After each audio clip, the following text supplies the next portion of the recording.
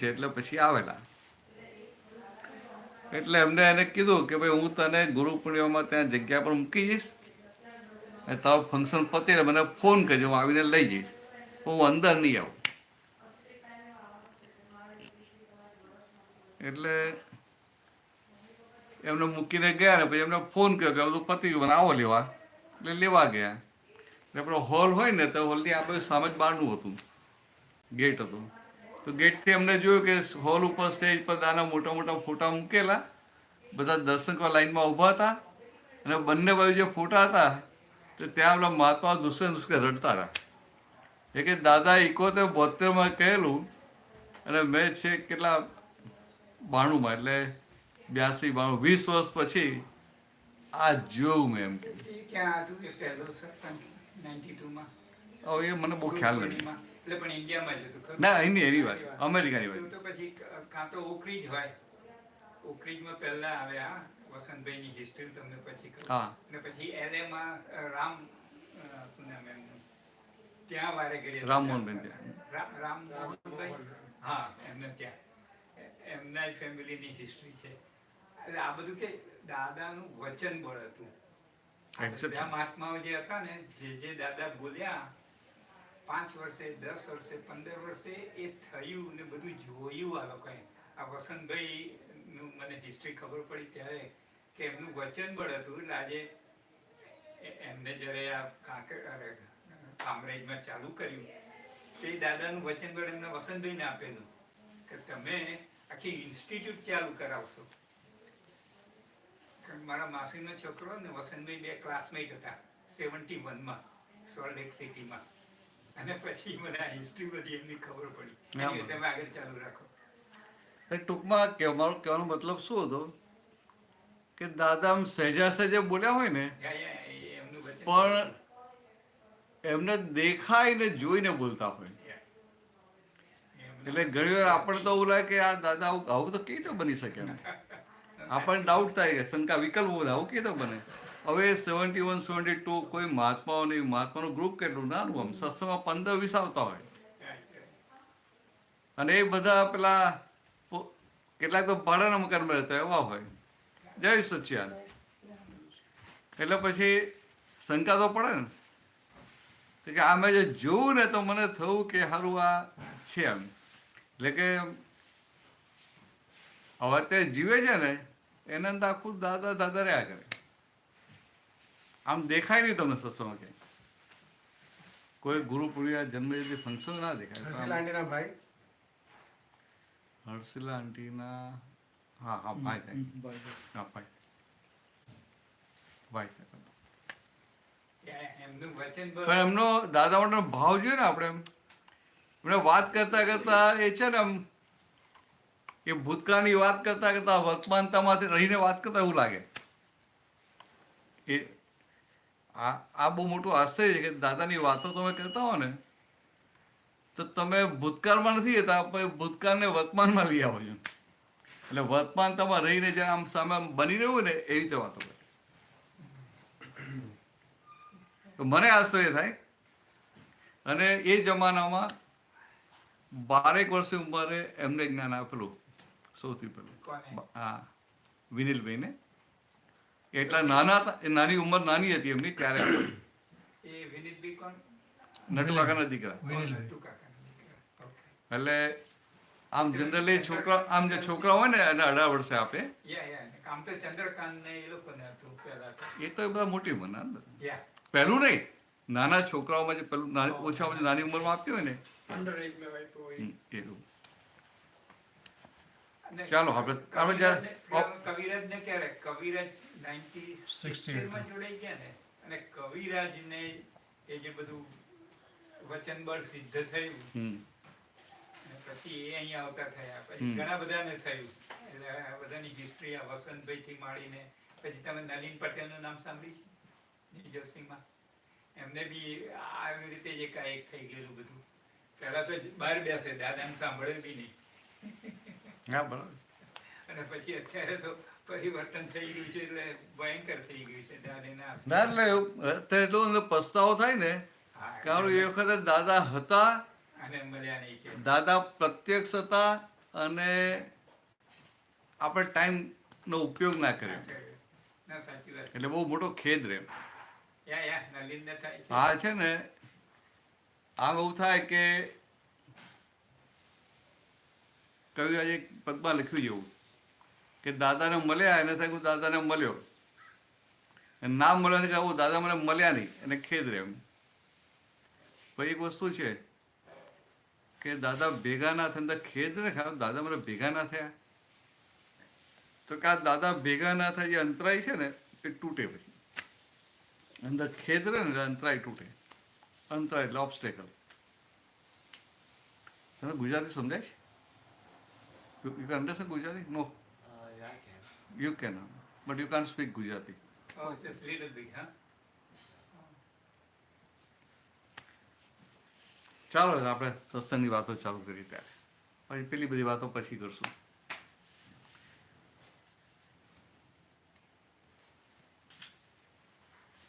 બોલો શ્રીમંત બોલો.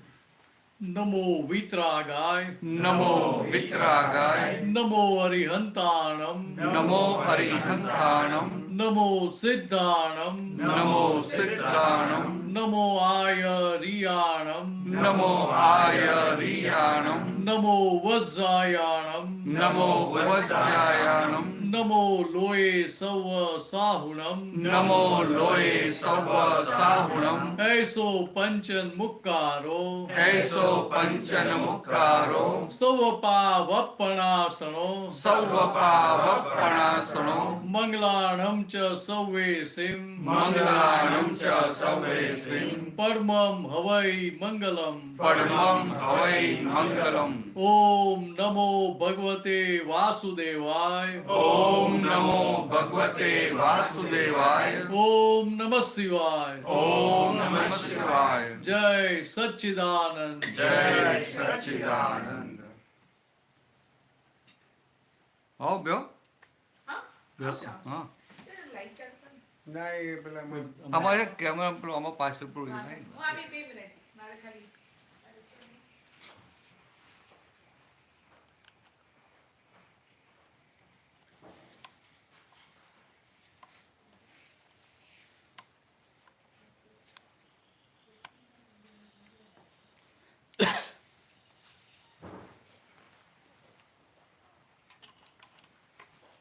તમે ને રસીભાઈ આજે પહેલી વાર જ મને ભેગા થયા. Oh, અચ્છા. એ મને રસિકભાઈ આમંત્રણ આપ્યું. પૂછજો એટલે આ બધું આ મુક્ત મને પૂછે એના સંજોગ સારો થાય. Oh, yeah. આટલું આવું નજીક બેસી બધી વાતો પ્રશ્નો કરાય ને આમ આપણું નાનું ગ્રુપ હોય એટલે આમ ફ્રીલી વાતો થાય બધી.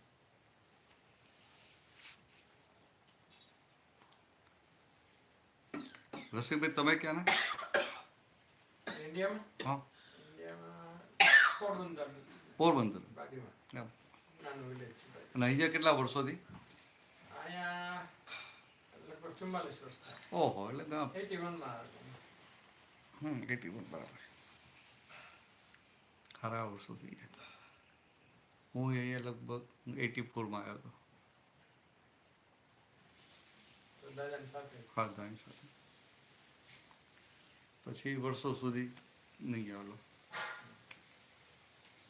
પછી હમણાં છેલ્લા 4-5 વર્ષથી આવવાનું થાય છે. તો પહેલેથી અહીંયા જ છો તો અહીંયા છે. આમ સત્સંગમાં કેટલા વખતથી? 2009 થી 2009 થી. સારું છે તમને આમ 9 થી છો તો એમ બરાબર આમ સ્ટેડીનેસ એટલે સારું સારું કહેવાય. હા, છેડો જ ના આવે ને સત્સંગમાં તો. હા, આમ સ્ટેડીનેસ આવી ગઈ છે એની વાત. એટલે બહુ સારું કહેવાય, મને આનંદ થાય.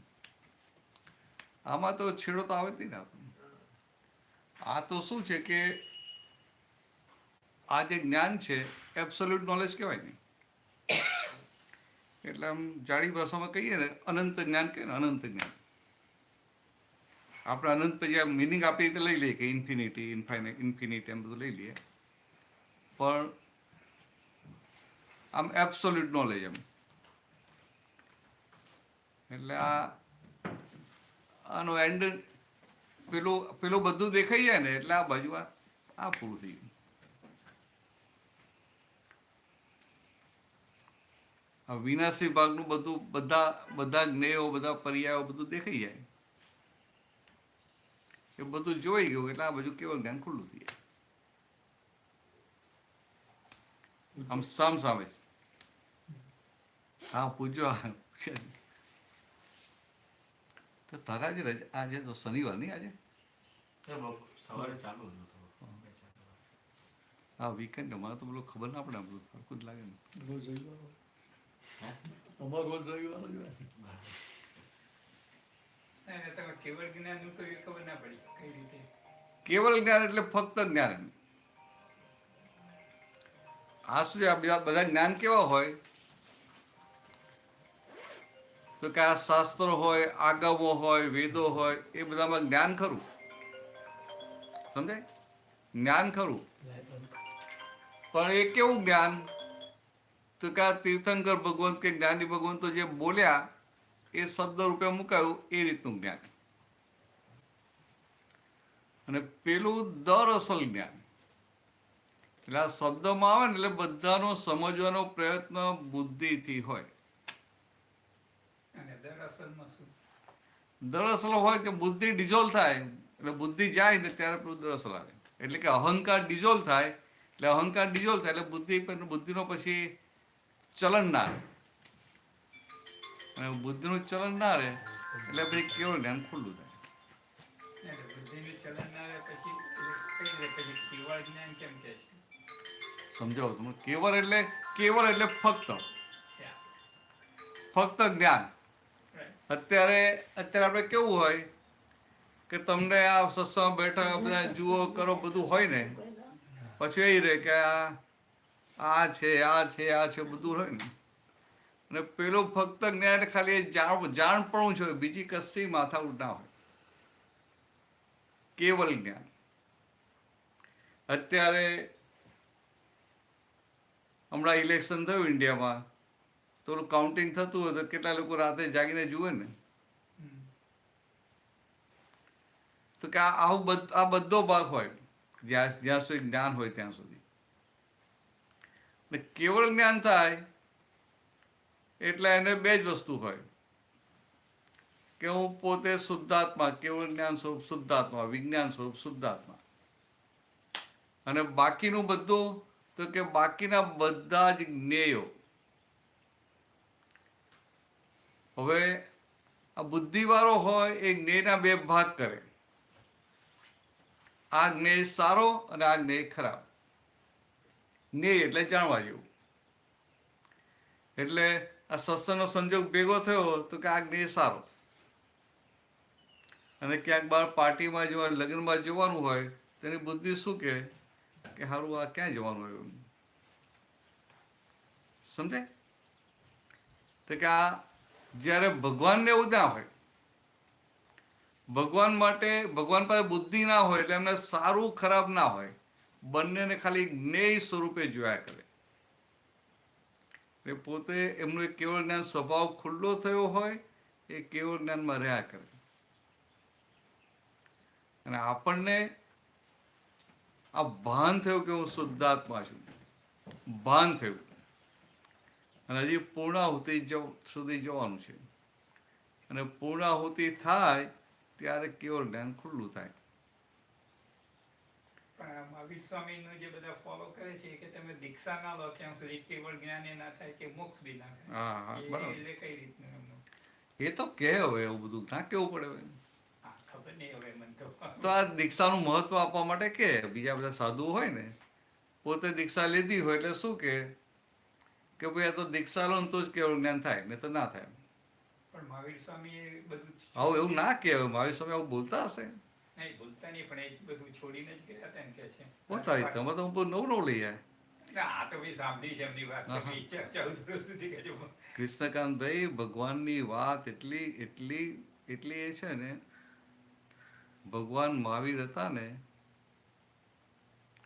એમને કશું છોડેલું ખરું? ખબર આપણે તો આ તો સાંભળ્યું છે ખરું એવી વાત તો. રસીભાઈ સમજાય? ભગવાન મહાવીર એમને કેવળ ખુલ્લું થયું ને એ પેલા એ અહંકાર તો જતો રહેલો, ખાલી એક પતલું આવરણ રહ્યું હોય. આપણને આ દાદાનું જ્ઞાન મળ્યા પછી માલિકી ભાવ છૂટી ગયો, અહંકાર જતો રહ્યો. તો ભગવાન મહાવીરની કેવી નિરહંકારી દશા હશે, તમે વિચારો તો ખરા. છોડવાનું કોને હોય? જે માલિક હોય એને છોડવાનું હોય, માલિકી ભાવ હોય ને એને છોડવાનું હોય. સમજાય? માલિકી ભાવ કોને કહીએ આપણે? હવે માલિકી ભાવ એટલે પોઝેસિવનેસ, અહંકાર સાથે હોય ને કે આ મારું છે, મારું છે, માલિકી ભાવ. તો ભગવાન મહાવીર રાજમહેલમાં રહેતા હતા, તો એમને રાજમહેલ માટે માલિકી ભાવ હતો ખરો? એ તો નહીં હોય. પણ એટલે મારો કહેવાનો મતલબ આ છે કે માલિક જ નતા, માલિકી ભાવ જ નતો એમને. એમને તો શું થયું કે એમના મા બાપે કહ્યું કે ભાઈ અમે છે ત્યાં સુધી તું દીક્ષા લેતો નહીં. તો કે ચાલો બરાબર છે. એમને જોયું કે આ સંજોગ ભેગા થતા નથી એટલે એમને સ્વીકારી લીધું. પછી મા બાપ ગયા તો ભાઈએ કીધું કે હમણાં જ મા બાપ ગયા છે તો 2 વર્ષ તો રહો. બરાબર. પછી 2 વર્ષ પૂરા થાય છે ને પેલા હિરણ્ય ગમઈશ કેવું નામ છે, એવા દેવો આવી અને ભગવાનને પ્રાર્થના કરે છે, વિનંતી કરે છે કે ભગવાન હવે તમે બહાર આવો તો આ જગતનું કલ્યાણ થાય. એટલે ભગવાન સમજાય કે આ સંજોગ હવે ભેગો થયો એટલે પછી બહાર આવે છે. ભગવાનને આ રાજમહેલ છોડવો છે એવું હતું જ નહીં, કારણ કે રાજમહેલમાં રહેવા છતાં એ રાજમહેલનો ભોગવતા નતા, માલિકી ભાવ જ નતો એમને. આવી ભગવાનની દશા હતી. સમજાય? અને આપણા ઘરના માલિક થઈએ ને એટલે આપણે છોડવું પડે. થોડા ઇંગ્લિશ શબ્દ બોલો તો આ લોકોને પકડે. હા હા. બોલો સી. શું નામ થવું કેવું? Aryan. Aryan, when satsang will be over and you will go to your home, and when you are going out of this house, and if you say now I am renouncing this home, હું આ ઘરનો ત્યાગ કરું છું, I am leaving this home, તો બધાને શું લાગે કે ભાઈ ઘર તો તારું છે જ નહીં, it's not your house. If it is your house, you have to renounce it. કે ભાઈ આ ઘરનો ત્યાગ કરવાનો છે. પણ ઘર તારું છે જ નહીં, તું કે હું ઘરનો ત્યાગ કરું, લોકો હશે કે ના હશે? એવું ભગવાન મહાવીરની એવી દશા હતી કે રાજમહેલમાં રહેવા છતાં રાજમહેલ મારો છે કે આ ભોગવિલાસ મારો છે કે આ રાજ્ય મારું છે એવું એમને માલિકી ભાવ જ નહોતો. અને એ માલિકી ભાવ કોને હોય? જે અહંકારી હોય એને માલિકી ભાવ હોય. સમજાય? આપણે નિકાલી અહંકાર છે ને તો માલિકી ભાવ હોય ના હોય. આ ના હોય કે આ ઘર મારું છે એમ, અને આપણે કંઈક નુકસાન થાય તો એ થાય ખરું, આ નુકસાન થયું રિપેર કરાવવું પડશે. શરીર મારું છે. આ બહાર શરીરની તો વાત જોઈએ તો બહુ નજીકનું થયું, પણ બહાર ગાર્ડન હોય ને એમાં કંઈક આપણું આમ કંઈક આમ બહુ વરસાદ પર કંઈક થયું ને 2 ઝાડ મરી ગયા તોય થાય કે હવે નવા રોપવા પડશે, આમ થયું, કંઈક તૂટી ગયું તો થાય કે ના થાય? તો જ્યાં ને ત્યાં બારે માલિકી ભાવ વિખરાયેલો હોય ને આ મન વચન કાયા પર તો હોય જ પાછું. જ્યારે ભગવાન મહાવીર કેવા હતા કે રાજમહેલમાં રહેતા હતા, દેહ પર માલિકી ભાવ નહોતો તો મકાન પર તો ક્યાંથી આવે રાજમહેલ પર? પણ છતાં આપણે બોલીએ શું કે ભગવાન મહાવીરે રાજ્ય છોડ્યું ને રાજમહેલ છોડ્યો ને આટલો વૈભવ છોડ્યો, અને પાછા તમે તો જૈન નહીં ને પાછા? ના, પણ અમારા ઘરમાં જઈને એટલે બધું જૈનનું આવી ગયું છે. આવી ગયું. કાનમાં ખીલા નાખ્યા છે. એટલે જૈનમાં સાધુઓ હોય ઉપાશ્રયમાં તો આ ત્યાગનું મહત્વ સમજાવવા માટે ત્યાં સુધી બોલી નાખે કે આ ભગવાન મહાવીરે આટલો મોટો રાજમહેલ છોડ્યો, આટલો વૈભવ છે, ત્યાંથી એક ઝૂંપડી છોડાતી નથી એમ કે એના અહંકારને પોષે, એક શુભ અહંકારને પોષે. સમજે, શુભ અહંકાર, એને નર્ચર કરે. પણ દાદા પાસે એવી વાત છે ને, અહંકારને પોષવાની વાત જ નથી. આખા જગતમાં ક્યાંય જાઓ ને, પેલાનો સેવાના નામે અહંકારને પોષે અને કામ પોતાનું કરાવે. સમજે, આ ગાદી પર બેઠા હોય, આશ્રમ લઈને બેઠા હોય, તો કે મંદિર લઈને બેઠા હોય, તો મંદિરમાં બધા આવતા હોય ને ભક્તો, તો આમ બધું સેવાનું અવસર બેસાડી દે. તે હવાના પરમાં હું ત્યાં પંજાબ ગયો હતો, ત્યાં એક માતાજીનું મંદિર હતું, ત્યાં રાતના રોકાયા હતા. તો સવારે એમ 4-1 વાગે ને બહાર બધો અવાજ આવવા માંડ્યો બધો. એટલે પેલો કર્ટેન ખસીને મેં જોયું તો બધા 30-40 લોકો, બહુ મોટી જગ્યા હતી, 30-40 લોકો આવી ગયા હતા. અને પેલો સાબણો લઈને બધું આમ કચ્છો વારે ને બધું પછી પોતું એ કરે. એટલે પછી હું તો એકલા બી નીકળ્યો, ફરતો ગયો. પૂછ્યું કે તમે રોજ આવો છો? નહીં કે રોજ તો અમારા હિસાબ ભાગ્ય કાંઈ રોજ અમે આ શકે, અમારું ભાગ્ય ક્યાંથી અમે રોજ આવી શકીએ. આ તો કહે કે કેટલાય વખત લિસ્ટ બની જાય એટલે કે અમારો નંબર લાગે ને સેવામાં, ત્યાં જ અમારા કહેવાય. તો ભાઈ તમે તમારો નંબર લાગ્યો ને તમારી તબિયત સારી ના હોય તો નહીં, તો ફિર તો નંબર ચલા જતા હોય, પછી એ નંબર ચાલે જતો રહે. એટલે કે તબિયત ગમે એટલી સારી ના હોય ને, આ સેવા છોડીએ નહીં, અમે આવી જ જઈએ. ખ્યાલ આવે, સમજે? એટલે એને મહત્વ સેવાનું મૂક્યું. પણ સેવાનું મહત્વ, સેવા જે કરવાની છે એ અહંકારને ધોવા માટે કરવાની છે. સેવા જે કરવાની છે એ અંદર એ અહંકાર માથું ના ઉચકે એના માટે કરવાની છે. એ ભાગે આને ખબર જ ના હોય, ચૂકી જ જાય આખો. સેવા કર્યા કરે એટલે એને શું, હું મંદિર સેવા કરું, માતાજી સેવા કરું, સેવા કરું. પણ પછી આધ્યાત્મની પ્રગતિ થાય ખરી? એક સમજવા માટે કહું છું, આ કલયુગનો જે પ્રભાવ છે ને આવો હોય. એટલે એને એવું થાય કે હવે ખોટી સેવા સારી જ વસ્તુ છે, ખોટી વસ્તુ છે, બહુ સારી વસ્તુ છે, અને આવું શીખવાડવું જોઈએ. પણ આ સમજ સાથે શીખવાડ્યું હોય ને તેનું કામ થઈ જાય. બે ભાગ ના હોય. અને મંદિરના જેટલા હોય એ લોકોને શું હોય કે ભાઈ આપણું આ સરસ ચોખ્ખું રહેશે ને, નીટ એન્ડ ક્લીન રહેશે ને, કોઈ આવે તેને પ્રભાવ પડે કે આટલું ચોખ્ખું તમે મંદિર ક્યાંય જોયું નથી. અને પેલા ભાડુતી માણસ રાખે તો કેટલું માથાકૂટ કરવી પડે ને. એને બધા દિલથી સેવાથી કરે, કોઈને કહેવું ના પડે. અને પાછી સેવામાં એવી હરીફાઈ મૂકી દીધી હોય કે પેલાને તો એવું થાય કે ઓહો મારો આજે નંબર લાગ્યો છે, આ 3 દિવસ મારો નંબર છે. એટલે બધું એને નોકરી હોય ને તો નોકરીમાં રજા લઈને આવી જાય. એટલે એક રીતે વસ્તુ સારી છે, ઘણી સારી છે. તો કે એને એટલું બેસ્યું ભાઈ સેવા. અને વાત એવી છે, દાદા ભગવાને પણ કહ્યું કે તમને આ જે જ્ઞાન મળ્યું એ જ્ઞાનની જો પૂર્ણાહુતિ કરવી હોય તો 5 આજ્ઞામાં રહેજો. 5 આજ્ઞામાં રહેશો તો જ્ઞાનની પૂર્ણાહુતિ થઈ જશે. તું સારી સમજાય ને? તું તો રહેશે જ ને? હાથ પાડવાની, થોડું નહીં.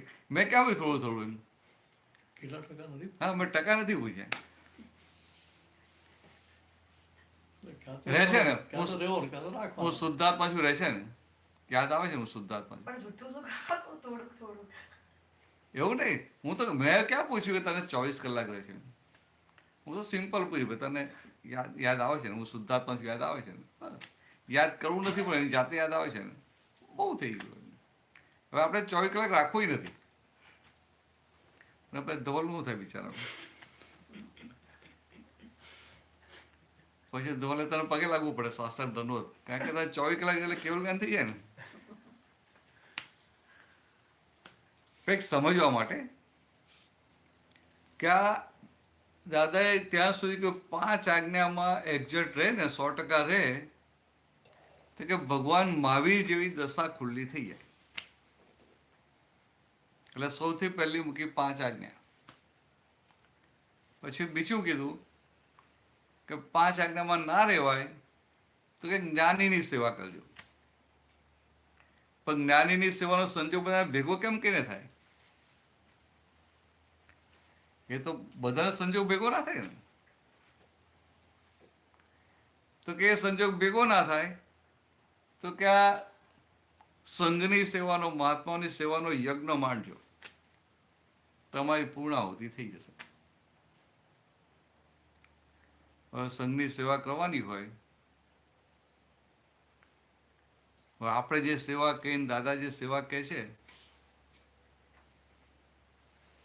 દાદા હતા ને તો જય શ્રી સંઘ હોય તો મુંબઈ હોય તો મુંબઈના સંઘપતિ હોય, અમદાવાદના સંઘપતિ હોય, બરોડાના સંઘપતિ હોય. તો હવે આ જૈનો હોય તો જૈનોમાં તો સંઘપતિ એટલે કેવું મોટું આમ એક સ્ટેટસ થઈ જાય ને.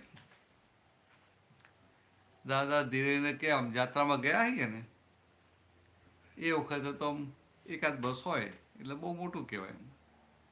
સમય શિખરની જાત્રામાં ગયેલા ત્યારે 125 જણ હતા. 28 દિવસ ગયા હતા એ.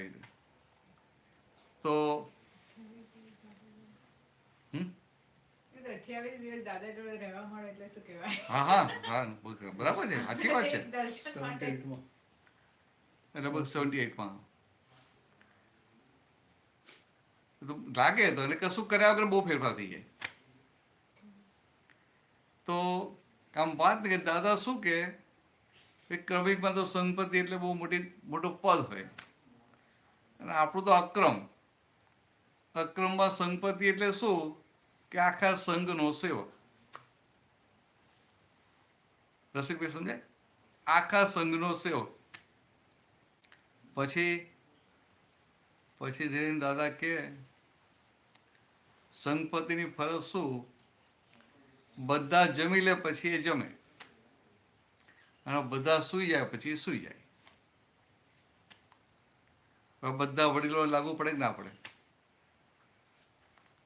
દાદા એકદમ આમ સામાન્ય ભાવે કહી દીધું. પણ તમે જુઓ કે તમારા ભાગે સેવા આવી, સંઘપતિ કે બીજું કોઈ પણ કામ તમારા ભાગે આવ્યું ને, એટલે રોફ મારવા માટે નથી આવ્યું. ખ્યાલ? રોફ મારવા માટે નહીં. ક્રમિકમાં રોફ મારે, હાથમાં સત્તા આવી ને એટલે પેલો આવ્યો હોય ને તેને ખખડાઈને કાઢી મૂકે, દબડાવાય કરો, અને સીધું સીધું ના કરે, 2-3 ધક્કાઈ ખોડાવે. પણ લાઇટલી વાત કરું, 2-3 ધક્કાઈ ખોડાવે. જ્યારે દાદા કહે છે કે આપણે તો એને તો અંદર ઉલ્લાસ છે કે ઓહો મને આ સેવાનો લાભ મળ્યો. એટલે કે નાનામાં નાનો મહાત્મા હોય ને ત્યાં શુદ્ધાત્મા દ્રષ્ટિ વાપરી એને પૂજ્ય ગણી અને સેવાનો લાભ મળ્યો એ રીતે રહે. એટલે એનો અહંકાર જે થોડો ઘણો હોય ને એ નિર્મૂળ થાય. અને પેલો ક્રમિકમાં શું થાય? આ તો મને જવાબદારી સોંપી છે એટલે મારે આમ તો કહેવું જ પડે ને, આમ તો કરવું જ પડે ને, આવું હોય. જ્યારે અક્રમમાં ખૂંદું સમજાય? એટલે આમ દાદા હવા કાઢ નાખે એમ.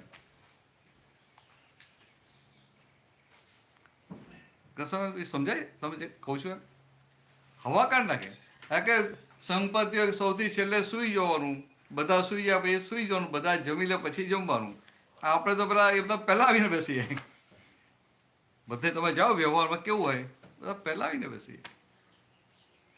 પણ જે દાદાએ કહ્યું છે ને એ વ્યવહારથી નહીં, એ દાદાની દ્રષ્ટિ જો ધ્યાનમાં રહે ને આપણો બધો માલ વાગરી જાય. માલ બધો વાગરી જાય.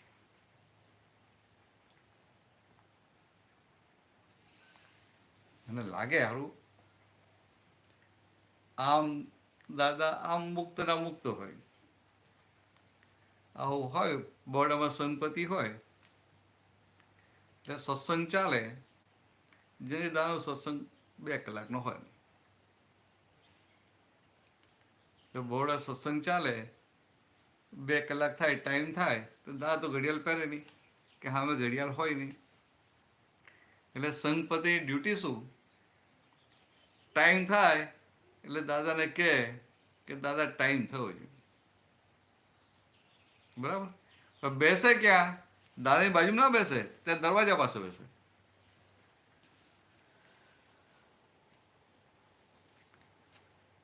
તે જોયા ને રસિકભાઈને જોયેલા તે બરોડાના સંગપતિ? હા, બહુ નાના ને ભાઈ. માતાજીના કોઈ ના, એ તો રમેશભાઈ હા, અમે જોયા હતા રમ- પેલા લાકડી લઈને ચાલતા હતા ને. ના ના એમના ના, ભાઈ. તે રમેશભાઈને જોયા એટલે રસિકભાઈને જોયા જોઈએ. હા, રમેશભાઈને. તો એ દરવાજે બેઠા હોય ને આમ સત્સંગ ચાલતો હોય એટલે પછી દાદાની બાજુ પેલા ત્યાં બરોડામાં એક પ્રવીણભાઈ પરીખ કહીને હતા, એ ત્યાં આગળ સ્કૂલમાં પ્રિન્સિપાલ હતા. એટલે ગાય સારું, દાદા બેઠા આમ સામે જ એટલે બેઠા હોય એટલે ત્યાંથી અમને પ્રવીણભાઈ દેખાય ને એટલે ત્યાંથી બૂમ પાડે, પ્રવીણ ભગવાનને કહેજે ટાઈમ થયો છે કે આવું કેમ? પ્રવીણભાઈને હિંમત ના ચાલે દાદાને કહે કે દાદા ટાઈમ થયો છે એમ. તો બીજા શું કે દાદા સંગપતિ કહે છે ટાઈમ થયો છે. દાદા કે ઓ ટાઈમ થયો નહીં? ના બરાબર કે આપણે તો કે સંગપતિની અમે તો કે સંગપતિની આજ્ઞામાં રહીએ એટલે પછી પૂરું કર્યું. હવે સંગપતિ શું એને એ આમ જોવા જાય કે સત્સંગ ચાર્જ એમાં કે વચ્ચે બ્રેક આવે તો કરવા જવું તો કદાચ 10-15 અડધો કલાક થઈ જાય એટલે એ પછી કેવું એમ ટાઈમ થાય એટલે ફટ લઈને કહી દે એટલે કે ભાઈ ભગવાને કે ટાઈમ થયો છે તો પ્રવીણભાઈ કે રસિકભાઈ કે ટાઈમ થયો છે, દા કે ઘડિયાળનો ટાઈમ થયો છે ને સમજાય બહુ લાઇટલી કે અને પછી 2-4 મિનિટ 5 મિનિટ પૂરું કરી દે.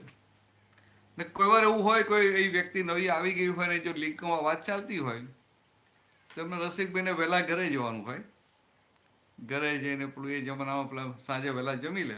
આમ તો પટેલ પણ પછી કામ બારી બધું સાફ સુફ કરીને જાય ને તો પરવારી જાય એટલે કાકી ઘરે રાહ જોતા બેઠા હોય રસિક કાકાને એટલે જાય તો દાદાભાઈને કે આજે અમને થોડું મોડું થયું લાગે, એક કામ કરો તમે જાઓ કે. તો એમને ખરાબી લાગે, બિચારા જાય કે હા ચાલો હું જવું એમ.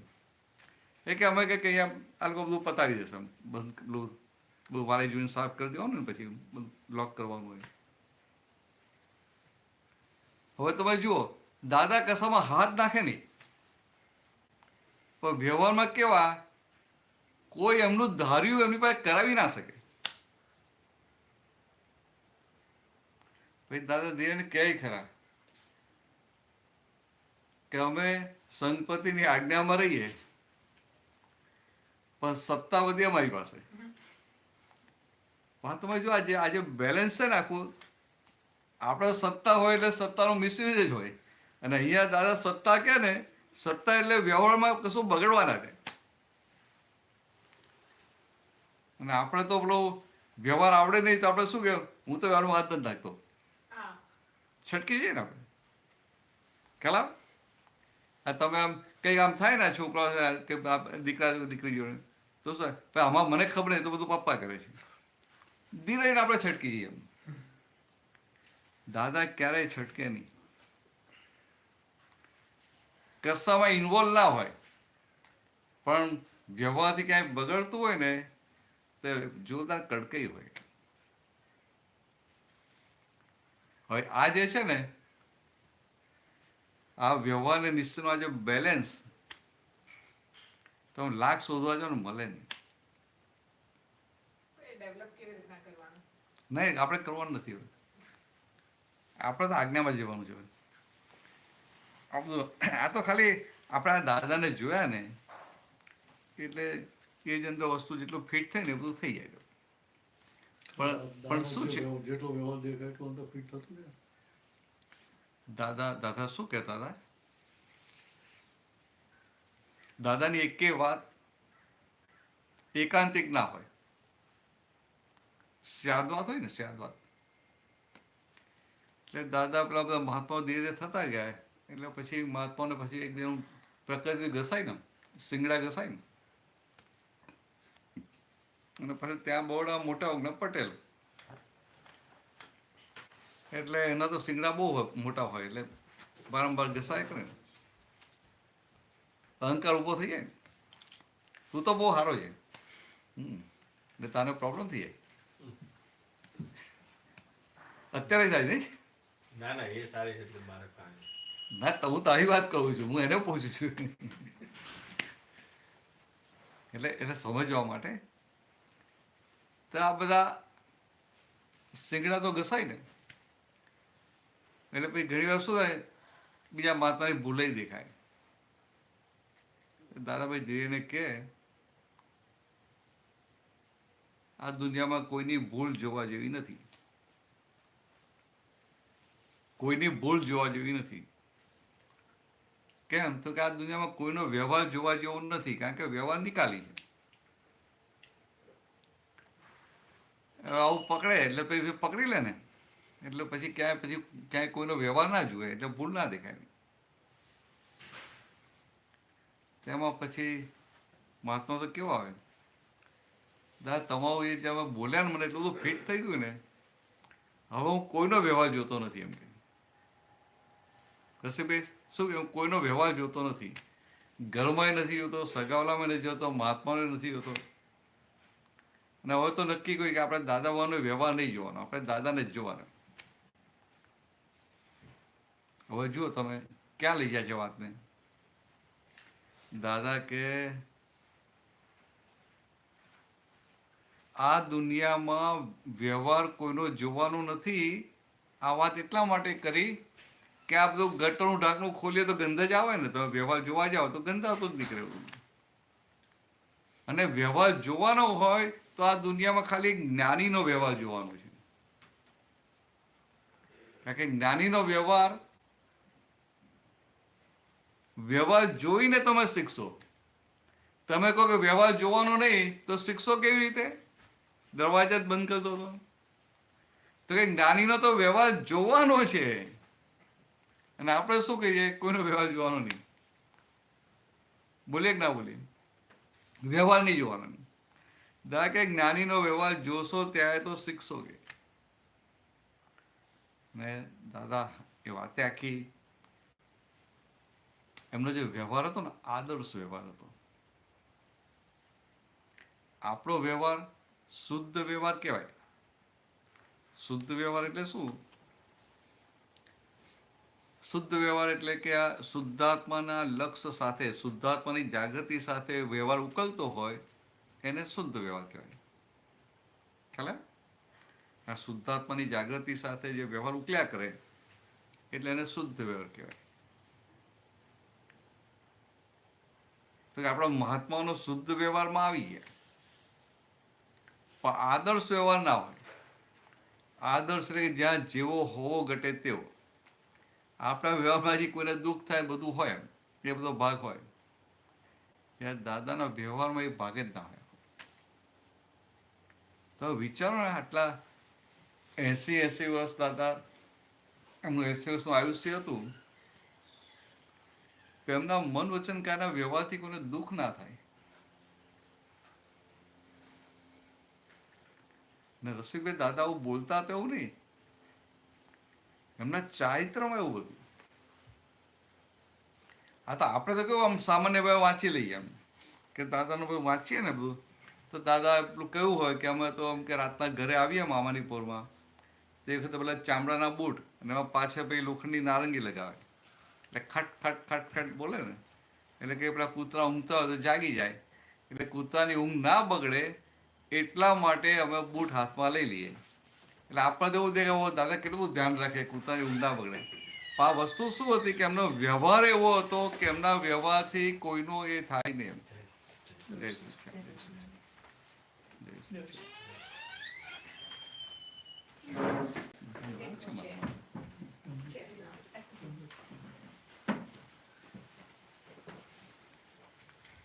સમજાય? આપણે એવું લાગે આનું એમ કે કૂતરાને દુઃખ ને, તો એમને જ્ઞાન તો 58માં થયું, પણ એ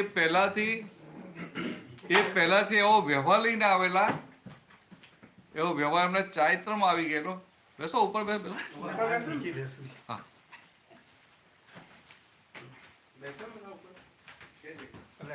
ના તો થોડું તું આગળ આવી તો મોઢું દેખાય તો બેસો. આ મને વચ્ચે આવે છે, મને બહુ એ લાગે છે.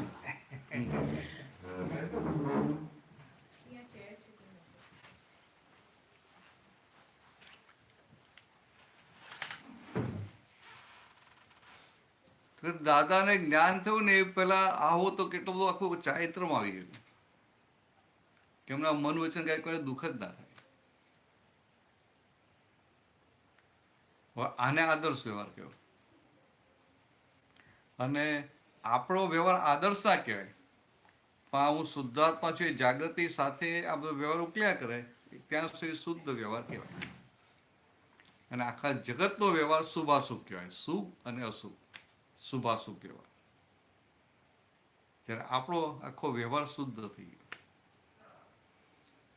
પણ મુખ્ય આદર્શ વ્યવહાર સુધી જવાનું.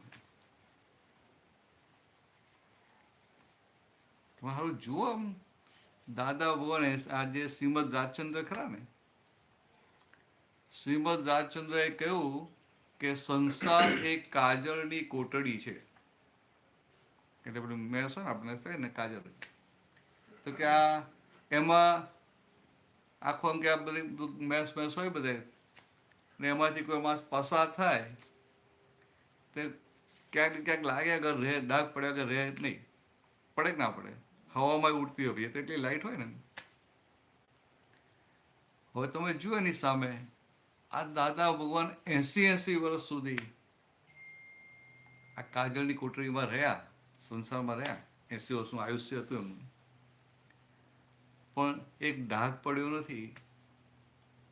એ પણ આ કલયુગમાં કેટલી મોટી વસ્તુ કહેવાય, આપણી કલ્પનામાં ના આવે. આ લેવલનું ચારિત્ર એટલે કેવલ ચારિત્ર કહેવાય. એમ તીર્થંકર ભગવાનનું ચારિત્ર હોય ને, પરમાત્મા ચારિત્ર, એની એકદમ નજીકનું ચારિત્ર. અને આવા પુરુષ થઈ ગયા એટલે ન ભૂતો ન ભવિષ્ય તે રીતે કહેવાય. પાછું શું હોય, એમની આખી 1958માં જ્ઞાન થયું ને, દાદા તો કેમ રમતા રમતા કહી દે કે જ્ઞાન થયું ને આ દેહને આત્મા જુદો પડી ગયો, અમે નિયંત્રણ અમારા મહિલા ભગવાન સાથે એક થઈને રહીએ છીએ. દાદા કેમ એટલું સાદી સીધી ભાષામાં બોલી નાખે, પણ મુખ્ય વસ્તુ શું હતી કે ઋષભદેવ ભગવાનના વખતમાં ઋષભદેવ ભગવાને જ્યારે ભરત રાજાને અક્રમ વિજ્ઞાન આપ્યું ત્યારે એમને જ્યારે ખબર પડી એટલે એમને તરત કીધું કે ભાઈ તમે આ ભરત રાજાને રાજ્ય ભોગવે અને સાથે મોક્ષ આપો છો, અને અમને બધાને નાગા કરો છો. એક સાધુ એટલે બધું જે દીક્ષા હતા કપડા વપડા બધા કાઢી નાખે, એમ દિગંબર હતા, તો કે અમને નાગા કરો છો. તમે જુઓ આવું બોલી ક્યારે શકે? પ્યોરિટી હોય ને ત્યારે બોલાય. ઇમ્પ્યોર હોય એને તો શું બીક લાગે, અરે આ તો તીર્થંકર ભગવાન છે, એમને આપણે આવું કહીએ, વિરાટ ના થઈ જાય, આપણે તો મોક્ષ જતો રહે. ફટાકા મારે બીક લાગે ઇમ્પ્યોર હોય એને. તો શું વિચારે, ભાઈ આપણે એમને જે કહ્યું કે આપણે આમાં માથું નહીં મારવું, આપણે ભગવાનને જે કરવું એ કરે, ભગવાનને ભરત રાજાને આપવું તો આપે, આપણાથી બોલાય નહીં, એમ આપણો અવિનય થાય અને કે ભગવાનની વિરાટ નથી, આપણો મોક્ષ જતો રહે, આવા ફટાકા મારે. જ્યારે દાદા પ્યોર હતા ને એ વખતે, તો એટલે દાદા કહી શક્યા કે ભાઈ તમે આ ભરત રાજાને અક્રમ આપો છો અને અમને બધાને કે નાગા કરો છો. તો દાદા કે એ વખતે આ મહાત્માનું ટોરું પણ અમારી જોડે જ હતું, પણ પેલી પ્યોરિટી નહીં એટલે બોલવાની હિંમત ના ચાલે. એટલે શું કે દાદા તમે ચાલો આગળ, અમે તમે સાથે જ છે, અમારો ટેકો જ છે, પણ આગળ આવવાની હિંમત ચાલે નહીં. પણ એ પછી શું બન્યું, દાદા કે પછી તો અમારું જે ફોકસ હતું, આજે આટલા બધા વર્ષો ગયા, આટલા બધા જન્મો ગયા, અમારું ફોકસ અમારા મન વચન કાયા ઉપર હતું. એટલે આખો વ્યવહારનો ભાગ આખો શુદ્ધ કરી નાખ્યો, બધો કચરો બધો ઉડી ગયો. આટલા બધા ભવો ઋષભદેવ ભગવાનથી તે મહાવીર ભગવાન એટલા પ્યોર હતા તો પણ આટલા બધા ભવોને વર્ષો. આ એક જ કારણ છે, એમનું એક જ કારણ હતું કે એમને અંદર હતું કે મારે આ તપ ત્યાગ કરીને મોક્ષે જવું નથી, મને સીધો હાથમાં મોક્ષ આપે ભગવાન એવો મોક્ષ જોઈએ. આ મહેનત ના જોઈએ, તપ ત્યાગ ના જોઈએ. હવે એ સંજોગ એટલે દાદાએ ત્યાં સુધી કર્યું છે, તો વાંચો ને આપતા એમાં તો આવે એમ કે અમને કેટલાય તીર્થંકરોના વખતમાં કેવળ મોક્ષ મળતો હતો. કવિએ નથી લખ્યું અમોને મોક્ષ મળતો તો છતારો કાઈ ક્યાં જાણી અમારી ભાવના જ હતી જગત કલ્યાણ કરવાની. અમે ખુદ મોક્ષ રોક્યો તો વ્યવસ્થિત શોધને કાજે અબજવર સોજે ગુપ્ત હતું તે નીકળ્યું વિશ્વમાં આજે. એટલે આ દાદાને કેટલાય તીર્થંકરોના બધા ભેગા થયેલા અને આવરણ જતા રહેલા. ખાલી આ જ એક હતું ને જેમ પેલું ગૌતમ સ્વામીને પેલું પ્રશસ્ત રાગને લઈને થોડુંક આવરણ હતું, બાકી તો બધું એકદમ સારું હતું. એવું આ દાદાને આજે નક્કી કરેલું ને કે આ સીધું આવું મહેનત વગર તપત્યાગ વગર સીધું મળે એવું જોઈએ છે, એને લઈને અટકેલું હતું. પછી જાગ્રત હતા એટલે એમને કશું ઇમ્પ્યોરિટી થવા દીધી નહીં, હાથી એક કાઢી નાખી. આપણે જોડે હતા, આપણે ટેકો આપેલો અને આપણી એક વખતે ઇમ્પ્યોરિટી હતી, બોલવાની હિંમત નથી. એટલે પણ શું થયું કે આ ચટણી માટે આપણે રહી ગયા. પણ આજે નક્કી કરેલું અને આટલા જન્મોમાં જે પુણ્ય બંધાઈ અને આજે નક્કી કરેલું કે આવું મને અક્રમ મળે, એટલે એના આધારે અક્રમ મળી ગયું ખરું, પણ આ ચોખ્ખું થયા વગર, ખરા ચોખ્ખું થયા વગર, એટલે ભરેલા માલ સાથે, અને કલયુગનો ભરેલો માલ એટલે કચરો જ માલ હોય ને, એટલે કચરા માલ સાથે મળ્યું. એટલે દાદા એ બહુ સરસ વાત કરેલી કે અમને જે પ્રાપ્ત થયું ને, અમને જે જ્ઞાન મળ્યું એ તમને આપ્યું છે, કશું બાકી નથી રાખ્યું. સુરતના રેલવે સ્ટેશન અમને કેવળ જ્ઞાન આખું ખુલ્લું થયું. અમને પછી 356 ડિગ્રી, પણ અમે તમને જે આપીએ છીએ કેવળ જ્ઞાન જ આપીએ છીએ. પછી જેટલું પચ્યું એટલું તમારું. અને કે અમારે આજે બધી પૂરી શુદ્ધિ થઈ ગયેલી ને, એટલે જ્ઞાન એકનું એક જ છે, પણ અનુભવ દશા તો કે અમારી સ્પષ્ટ અનુભવની દશા અને તમારી અસ્પષ્ટ અનુભવની દશા. કેમ તો કે તમને કૃપાથી પ્રાપ્ત થયું, પાત્રતાથી નહીં. પાત્રતા હોત તો 35% વાળો કોઈ હોય કે ના હોય? આ તો દાદા કે અમને કોઈ 35% વાળા મળ્યા જ નહીં, કે પેલા ચંદ્રકાંત મળ્યા કે 2% વાળા કે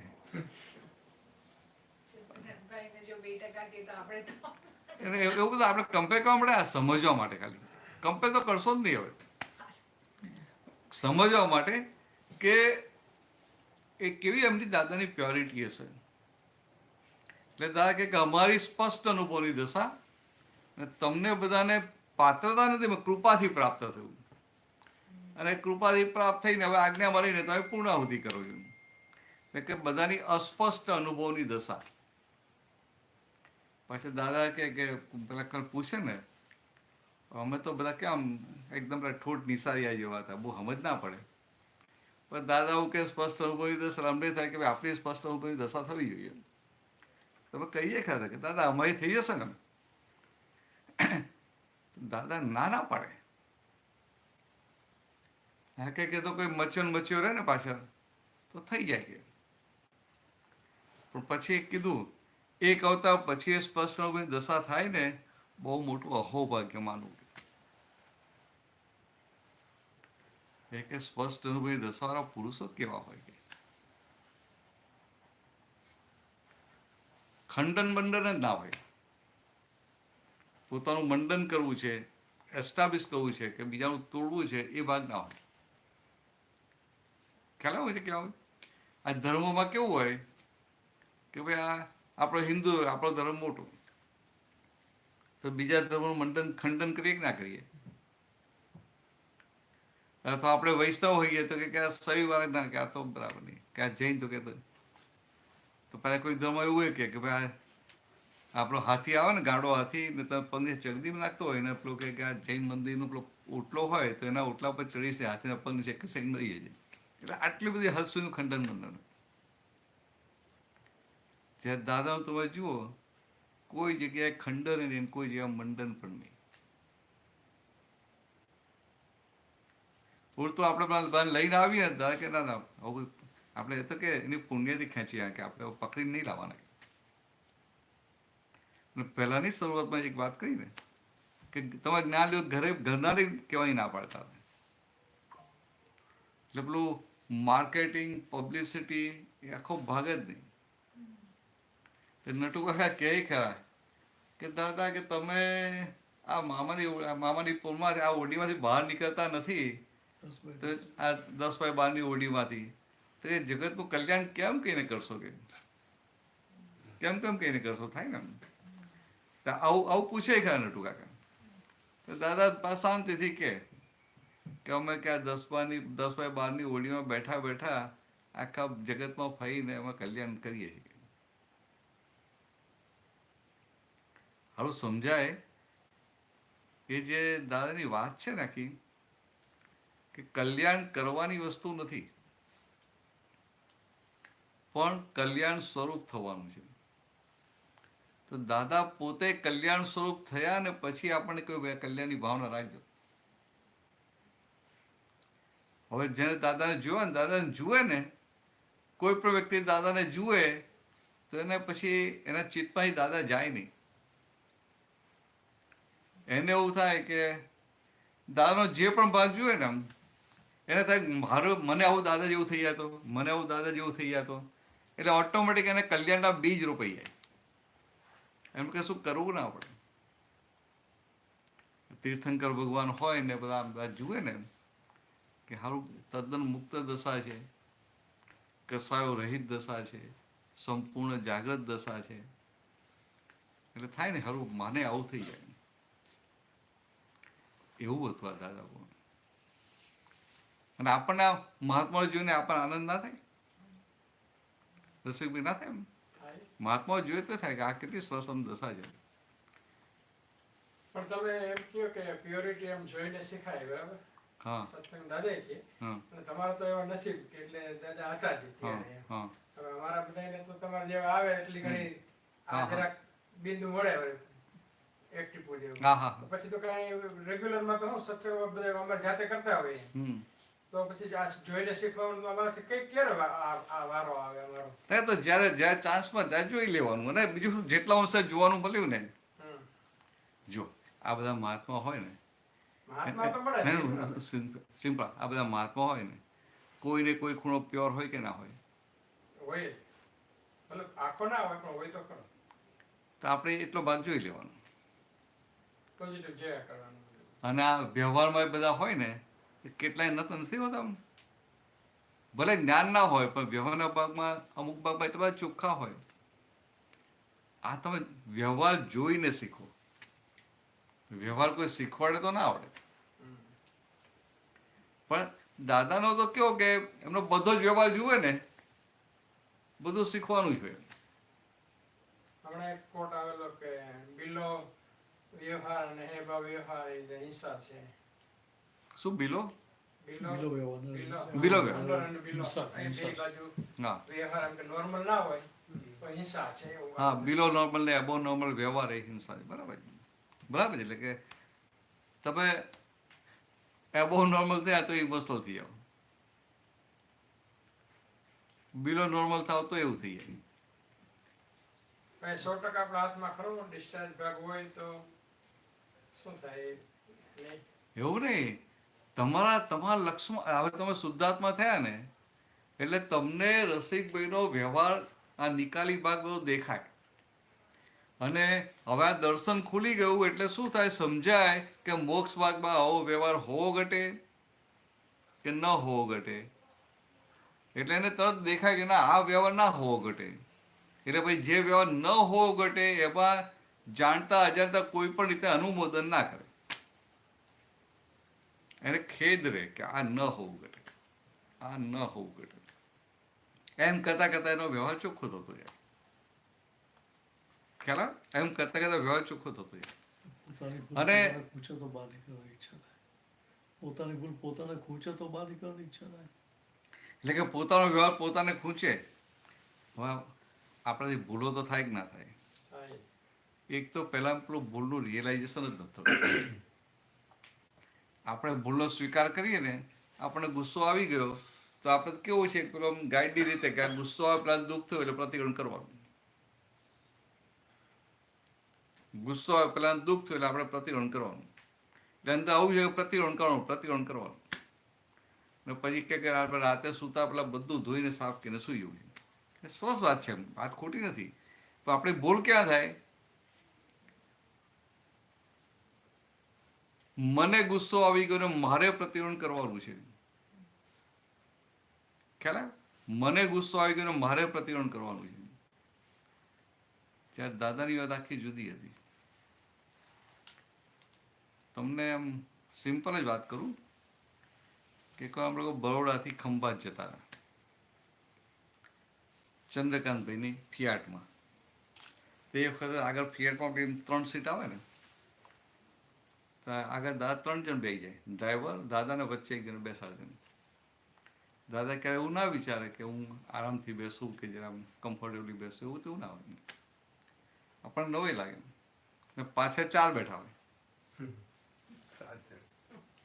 ફિયાટમાં. ત્યાં છે ત્યાં.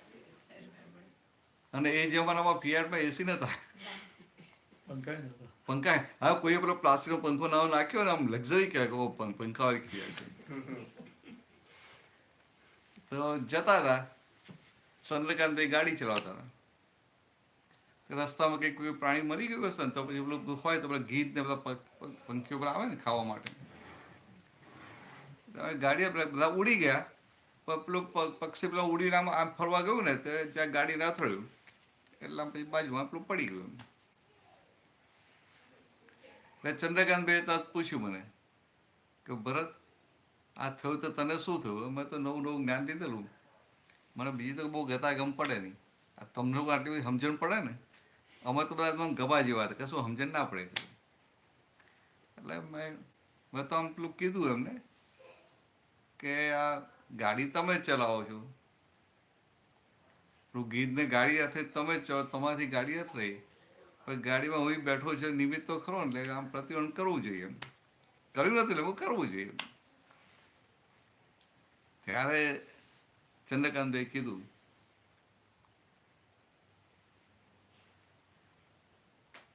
કે હું શુદ્ધાત્મા છું અને આ ચંદ્રકાંત ગાડી ચલાવે છે ને, આમાં શું થાય? આપણે પેલા ગાડી ચલાવના થઈ જઈએ છીએ, અને ગાડી ચલાવના થઈ એટલે મારાથી ગીત બરી ગયું, મારાથી ગીતને પેલું વાગી ગયું. જ્યારે ચંદ્રકાંતભાઈ શું કે, હું શુદ્ધાત્મા, ચંદ્રકાંત ગાડી ચલાવે. હવે આ તમે જુઓ શું થયું. પેલી ના કહું આટલી વાત, એટલે પેલું શું થયું, પાછલી ભૂલનું પ્રતિક્રમણ કરીએ, જે નિકાલી ભાગમાં જે છે ભૂલ આવે છે અમે એનું પ્રતિક્રમણ કરીએ, પણ વર્તમાનતામાં જે ભૂલ થાય છે, શુદ્ધાત્મામાં રહેવાને બદલે ફાઇલ નંબર 1 જો બેસી ગયા, એટલે કે પોતાની બાઉન્ડ્રી છોડી અને આ રિલેટિવની બાઉન્ડ્રીમાં ઘૂસી ગયા, બીજાની બાઉન્ડ્રીમાં ઘૂસે, અતિક્રમણ ના થયું. 30%. એટલે આ જે વર્તમાનતાની ભૂલ એ તો આપણે ધ્યાનમાં જ નથી હોતી. તો જેટલો સમય વર્તમાનમાં કોઈ રહી શકે એટલો સમય કેવળ જ્ઞાન છે એમ કહી શકાય? નહીં, એ તો કેવળ જ્ઞાન ખુલ્લું થતું જાય. ખરું. કેવળ જ્ઞાન તો બહુ મોટી વસ્તુ, તો ખુલ્લું થયા પછી જાય નહીં. કેવળ જ્ઞાન Constant જ રહીએ. એ તો બહુ આખી વસ્તુ બહુ જુદી છે. એટલે આપણા માટે એવું કહેવાય કે ભાઈ આપણે અંશે કે કેવળ જ્ઞાન ખુલ્લું થયું એમ. કેવળ જ્ઞાન થઈ જાય પછી તો મોક્ષ થઈ જાય ને. એ જ અવતારમાં પૂછજો, બધું પૂછજો. હા, તમે શું પૂછતા હતા બોલો? આજ તમે કીધું ને ગાડી ઠોકાઈ અને મરી ગયું. મરી નતું સાઈડમાં પેલું.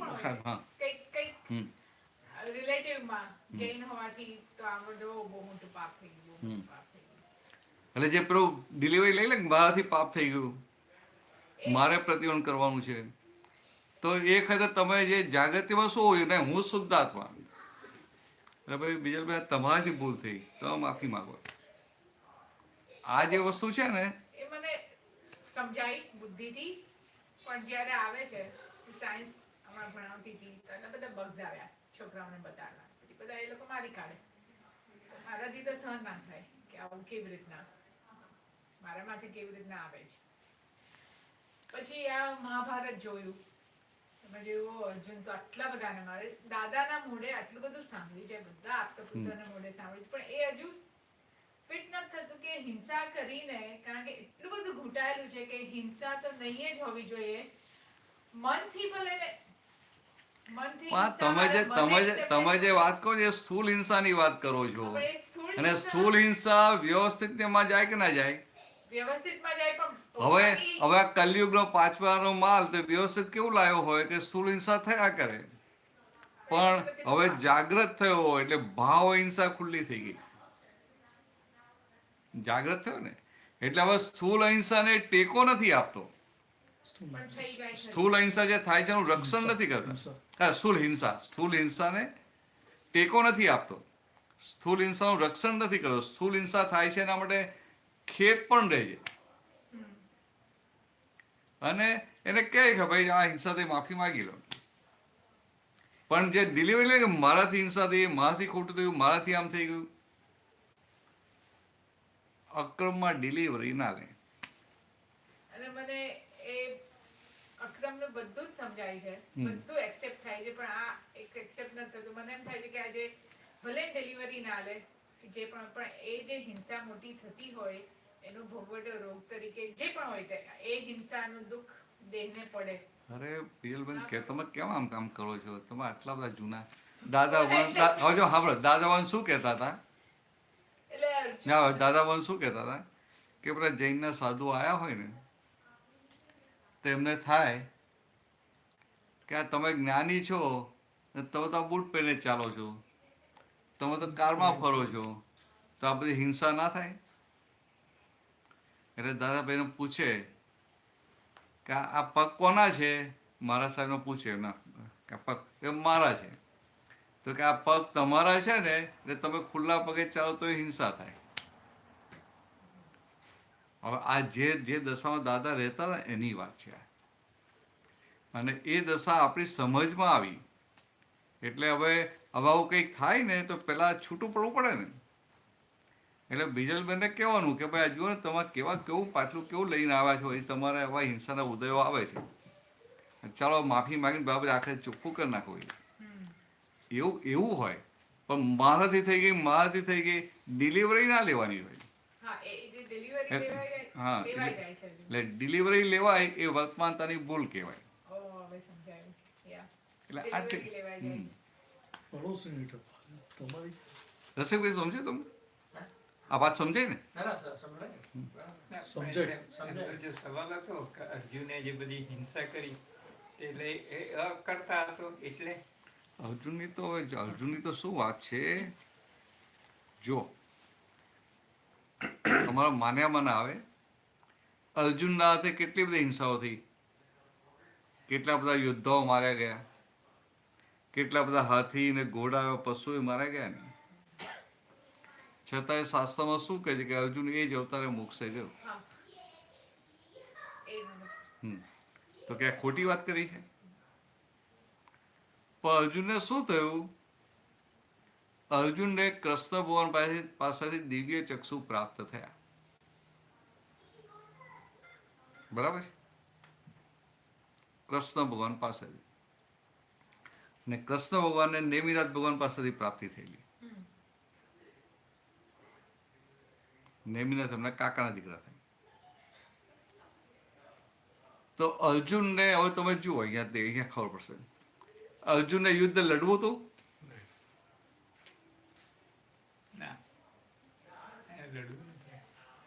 એને 100% યુદ્ધ લડવું નતું. ખુશાલી બરાબર ને? યુદ્ધ લડવું હતું એને 100% લડવું જ નતું.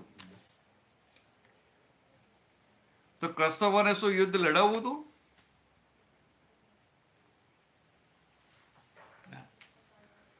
જો કૃષ્ણ ભગવાન તો સમાધાન કરાવવા માટે જાય છે. કૃષ્ણ ભગવાનને બધી રીતે સમજાવે છે કે ભાઈ આ ધર્મની રીતે તારે રાજ્ય સોંપી દેવું જોઈએ. પેલો સાંભળતો જ નથી, જીદ્દી છે ને. એટલે ભગવાન શું કે ભાઈ જીદ કરે છે તો ભલે આપણે સાચું ખોટું જોવું નથી, અડધું રાજ્ય આપણે અડધું લઈ લઈએ. તો એ સારું કે અડધું રાજ તો આપે એમ. ના, એ ના આપું. છેવટે ભગવાન ત્યાં સુધી કહે છે કે તને ગમે એવા 5 નાના ગામ આપ, તો કે એક તસુબા જમીન ના આપું. તે કૃષ્ણ ભગવાને છેક સુધી યુદ્ધ ન થાય એના પૂરેપૂરા પ્રયત્નો કર્યા કે ના કર્યા? તો કે અર્જુનને અંદર શું હતું કે મારે યુદ્ધ કરવું નથી.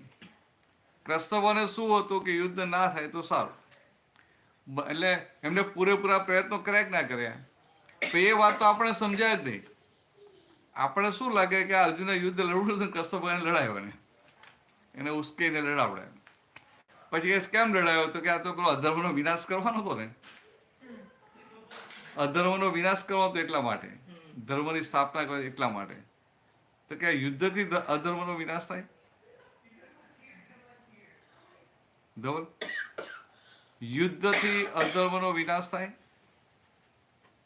એટલે એ પ્રશ્ન મને થાય છે ક્યારેક કે એમને નતું આપવું તો વ્યવસ્થિત સમજીને આપણે આગળ જવાનું. હા, એટલે આ વસ્તુ કેવી છે કે કૃષ્ણ ભગવાનને યુદ્ધ લડવા નહીં ના થાય, આપણે પૂરેપૂરા પ્રયત્નો કર્યા. પછી એ બંને એ જે સંજોગો જતા ને સામે હિસાબો, એટલે હિસાબો ચૂકવાય કે ના ચૂકવાય? એટલે ભગવાને અર્જુનને બધી રીતે સમજાવવાનો પ્રયત્ન કર્યો. અર્જુન જે પેલો પાણીમાં બેસી જાય છે, રસિકભાઈ, એ વખતે યુદ્ધ ભૂમિના જે નિયમો હતા ને, એટલે બંને જે સામે જે યુદ્ધના સેનાપતિઓ હોય એમ, એટલે આખી રણભૂમિનું ચક્કર મારે. એનો જે સારથી હોય, તો કૃષ્ણ ભગવાન અર્જુનના સારથી હતા. એટલે યુદ્ધ ભૂમિમાં આ બાજુ ને આ બાજુ આખું ચક્કર માર્યું અને અર્જુનને કહ્યું કે આ તારા દુશ્મનો છે એને તારે હણવાના છે, અને આ તારા મિત્રો છે એનું તારે રક્ષણ કરવાનું છે. આવી વાત કરી. બરાબર? હવે અર્જુનને શું થયું કે આ જે મારા દુશ્મનો છે, તો આ તો કે મારા ભાઈઓ છે, મારા પિતરાઈઓ છે, મારા સગાવાલા છે, મારા મિત્રો છે, મારા ગુરુ છે, મારા પિતામહ છે. એટલે મારા મમતાને લઈને એને વિષાદ ઊભો થાય, એટલે કે મનમાં વિષાદ ઊભો થાય છે. એટલે પછી કોઈને પૂછ્યા વગર પોતાનું ગાંડીવ ધનુષ્ય નીચે મૂકી દે છે. નીચે એટલે રથમાં. બરાબર ને? એવું જ છે ને? હવે આ બધું એને જાતે ડિસિઝન લઈ લીધું, મૂકી દીધું. પણ વાત કોને કરે? જે સામે હોય એને જ વાત કરવી પડે ને. સામે કૃષ્ણ ભગવાન હતા, એટલે કૃષ્ણ ભગવાને વાત કરે છે. અને કૃષ્ણને વાત કરે છે ત્યારે એને એવું નથી કે કૃષ્ણ ભગવાન છે. એને તો એવું જ, કૃષ્ણ મારો મિત્ર છે, મારા ફોઈનો દીકરો છે. એટલે ભગવાન છે એવું નતું, પણ પૂરી શ્રદ્ધા હતી કે કૃષ્ણ મારા હિતમાં કરશે. એટલે જયારે પ્રશ્ન કરે છે ને, તો કૃષ્ણ ભગવાનને ખબર છે, કૃષ્ણ જાણતા હતા કે આ પ્રશ્ન કરે છે અને હું પોતે એને જવાબ આપીશ ને પણ એને વાત સમજાશે નહીં. સમજાય? છતાં કૃષ્ણ ભગવાન હતા એટલે પૂરી નિષ્ઠાથી ઉત્તરો આપ્યા કરે છે. અને અર્જુન પણ એટલો સરળ હતો કે એને ના સમજાય એટલે પાછો પ્રતિ પ્રશ્ન કર્યા કરે. એકમાંથી બીજો પ્રશ્ન, ત્રીજો પ્રશ્ન, ચોથો પ્રશ્ન. તેમ કરતા કરતા પરિપ્રશ્ને ન, વારંવાર પ્રશ્નો કરતા કરતા કરતા આ ગીતાનું બધું, આખી ગીતા બહાર આવી ગઈ. એટલે આ કર્મયોગ ને જ્ઞાન યોગ ને સાંખ્ય યોગ ને જ્ઞાન વિજ્ઞાન યોગ ને ભક્તિ યોગ, આખું બધું બહાર આવી ગયું. પણ અર્જુનને શું હતું કે આ તો મારો મિત્ર છે, એટલે અર્જુન એની બુદ્ધિથી સમજવાનો પ્રયત્ન કરતો ભગવાનની વાતને, અને ભગવાન એને આપવા માંગતા હતા જ્ઞાન. હવે બુદ્ધિ મર્યાદિત હોય ને જ્ઞાન અનંત હોય, તો અનંત જ્ઞાનને મર્યાદિત બુદ્ધિથી સમજાય કેમનું? એટલે પણ એની પુણ્ય બહુ હતી, એટલે કુદરત એના મોંમાંથી નીકળી જાય છે કે મતિ મૂઢા, હવે મારી મતિ મૂઢ થઈ ગઈ છે. એટલે કે now my intellect is blunt and I can't understand anything. એટલે આવું જ્યારે ભગવાનને કહે છે, એટલે ભગવાન સમજી જાય છે કે આને હવે શું કર્યું, તો પોતાની બુદ્ધિને બાજુએ મૂકી, અનનોઈંગલી, નોટ નોઈંગલી, જાણીને નહીં, અજાણતામાં. ભગવાન તો કરુણાવાળા હોય ને, એટલે ભગવાન કશું કઈ વાત હોય, ચાલો એને ગમે તેની બુદ્ધિને બાજુએ મૂકીને, તો કે બુદ્ધિને બાજુએ મૂકી એટલે એની જ્ઞાન પામવા માટેની પાત્રતા ખુલ્લી થઈ. સમજે? જ્ઞાન પામવા માટેની પાત્રતા ખુલ્લી થઈ, અને જ્ઞાન પામવાની પાત્રતા ખુલ્લી થઈ એટલે પછી ભગવાન એને દિવ્ય ચક્ષુ આપે છે. અને દિવ્ય ચક્ષુ આપ્યા પછી આ ચર્મ ચક્ષુથી એને પેલા ભાઈઓ અને બધા દેખાતા, સગાવાલા દેખાતા હતા. અને આ દિવ્ય ચક્ષુવાળી દ્રષ્ટિ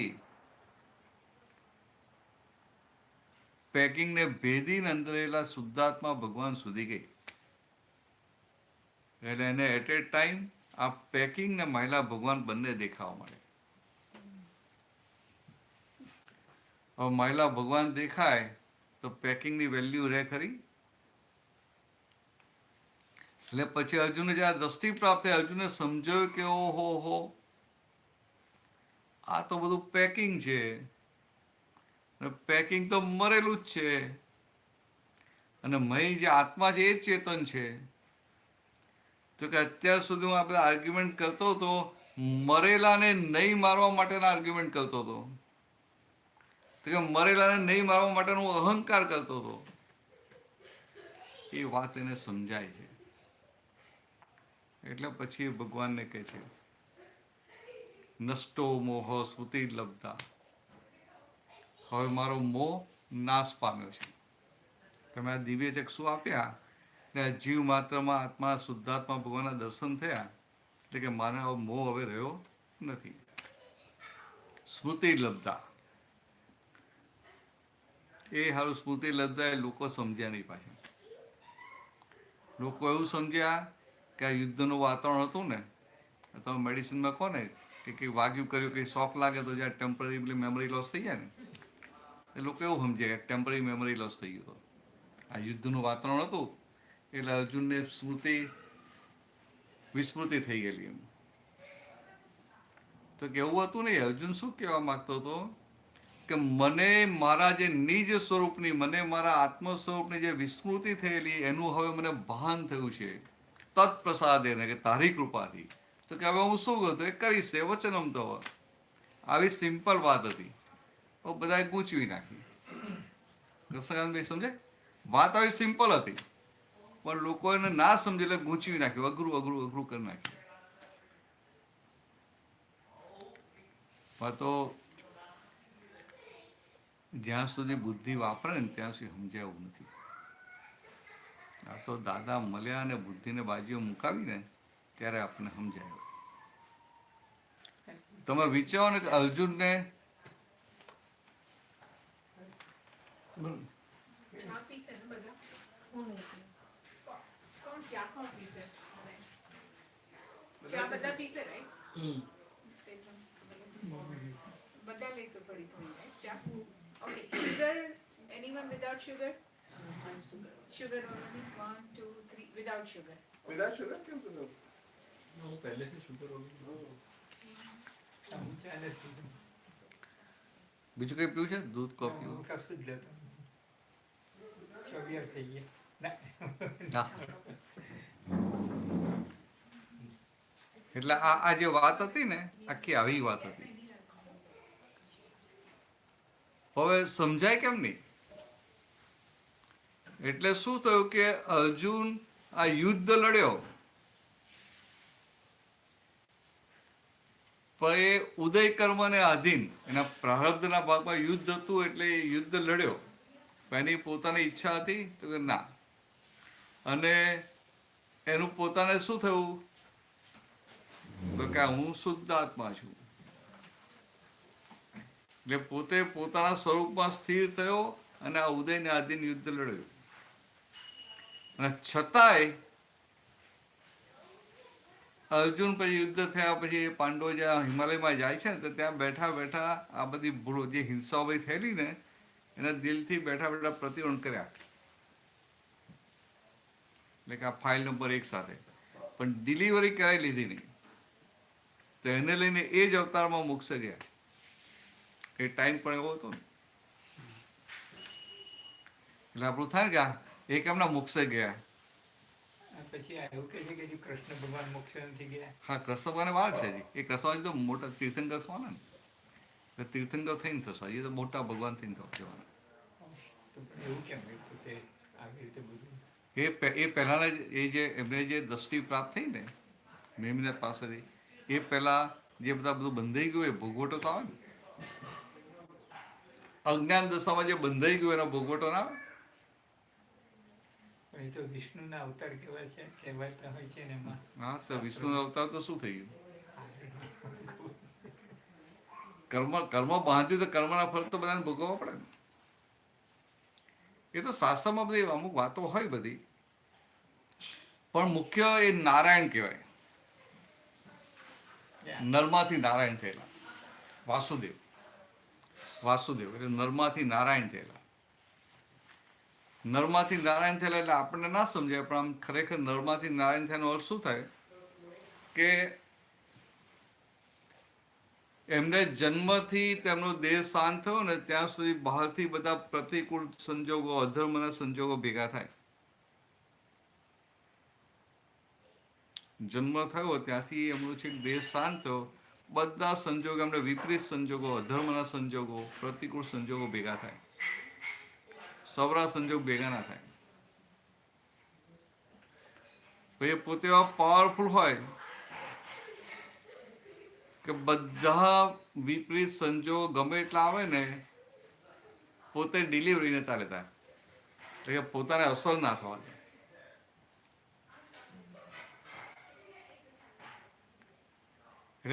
એટલે દાખલા તરીકે કોઈ તમારું અપમાન કરે અને તમને એ અપમાન કરે, તમને એની અસર જ ના થાય તો તમે એને જીતી લીધું ના જીતી લીધું? તમે એને જીતી લીધું. તમને અસરો થાય, તમે ડિપ્રેસ થાવ કે તમે રિટાલિએટ કરો તો શું થયું? ટેમ્પરરી રીતે એવું થાય છે. હા, એનો વાંધો નહીં. એટલે હું સમજાવવા માંગુ છું કે કોઈ આપણે કોઈ ગમેલું અપમાન કે અસર જ ના થાય તો કોણ જીત્યું? આપણે જીતે, અપમાન કરનારો હાર્યો. એવું આ કૃષ્ણને બહારથી વિપરીત સંજોગો બધા આવ્યા, બહુ બધા આવ્યા, પણ એક જ સંજોગને એમને પોતાને અસર ના થવા દીધી. આ બીજા બહારના પ્રતિકૂળ સંજોગોની, અધર્મના સંજોગોની પોતાને અસર ના થવા દીધી, એ અધર્મનો વિનાશ કર્યો. રસીભાઈ સમજાય? અધર્મનો વિનાશ કેમ કે સુદર્શન ચક્ર ચલાવીને બધા અધર્મીને મારી નાખે એવું નહીં. ભગવાન કે કોઈને મારતા હશે? ખુશાલી મારે ભગવાન? પણ મારો હજી બી ક્વેશ્ચન છે કે એ મહેલની જરૂરત શું હતી એ લોકોને લેવાની? આ અર્જુનના પેલા મોટા ભાઈને મહેલ આપવાની ને એની જરૂરત શું હતી? ગાદી આપવાની ને એનું, એટલે આ ફાઇટ જે થઈ યુદ્ધની, રાઈટ? એ ખબર પડી કે એને ખબર પડી કે આ મરેલાને મારું છું, પણ એ બી કરવાની બી મતલબ એનો રીઝન શું? એનું જે વ્યવસ્થિત લઈને આવેલો એટલે વ્યવસ્થિત છોડે ને. એને કરવું જ નતું, એને યુદ્ધ લડવું જ નતું. કૃષ્ણ ભગવાનને તો ગાદી અપાવી જ ગમે તે. ના, એ તો આપણે સ્ટોરી વાંચીએ ને એવું લાગે એમ, પણ આખી તમે જો સ્ટોરીનો એનો મર્મ સમજો ને તો ખબર પડે કે એમને કૃષ્ણ ભગવાનને એવું હતું નહીં. એટલે કૃષ્ણ છેક સુધી યુદ્ધ ના થાય એનો પ્રયત્નો કર્યા. હા, એ તો કર્યા. એટલે પછી તો શું સ્ટોરીમાં તો એવું લખવું પડે ને કે ભાઈ રાજ્ય પાછું અપાવવા માટે ભાઈ કૃષ્ણ મને ખટપટ કરીએ. પછી એવું લખે કૃષ્ણ મને કપટ કર્યું. બધું આવે કે ના આવે? ભગવાન કપટ કરતા હશે? કપટ કે ભગવાન કહેવાય જ નહીં.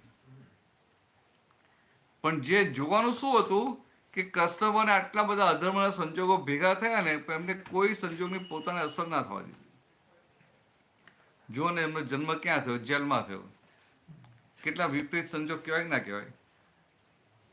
પછી જન્મ થતા તો તમને પેલા ટોપલામાં લઈને પેલું જમનામાં પેલું પૂર આવેલું ને તોફાન હતું ને બધું તેમાં લઈને જવું પડે. હવે તાજું જન્મેલું બચ્ચું અને એને લઈ જવું પડે, એ વિપરીત સંજોગો ના કહેવાય? ત્યાં ગયા તો ત્યાં ગયા પછી કેટલા બધા રાક્ષસો મારવા આવ્યા, તો એ વિપરીત સંજોગો ના કહેવાય? પછી મોટા થયા, યુવાન થયા અને હસ્તિનાપુર ગયા, તો ત્યાં પછી આ કૌરવોના અને પાંડવોના સંજોગો ભેગા થયા. હવે આ દુર્યોધન ભગવાનની આગળ તો દુર્યોધન નાનો માસ કહેવાય ને, કશે ભાઈ ભગવાન આગળ તો નાનો માસ કહેવાય. હવે દુર્યોધન જેવો નાનો માણસ ભગવાનની સાચી વાત માનતો નથી, કેટલા પ્રતિકૂળ સંજોગ કહેવાય?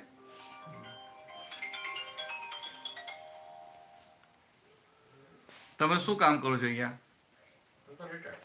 પહેલા શું કરતા હતા? સેમી કંડક્ટરમાં હતો, ચિપ્સ. હા, એટલે તમે જોબ કરતા ને?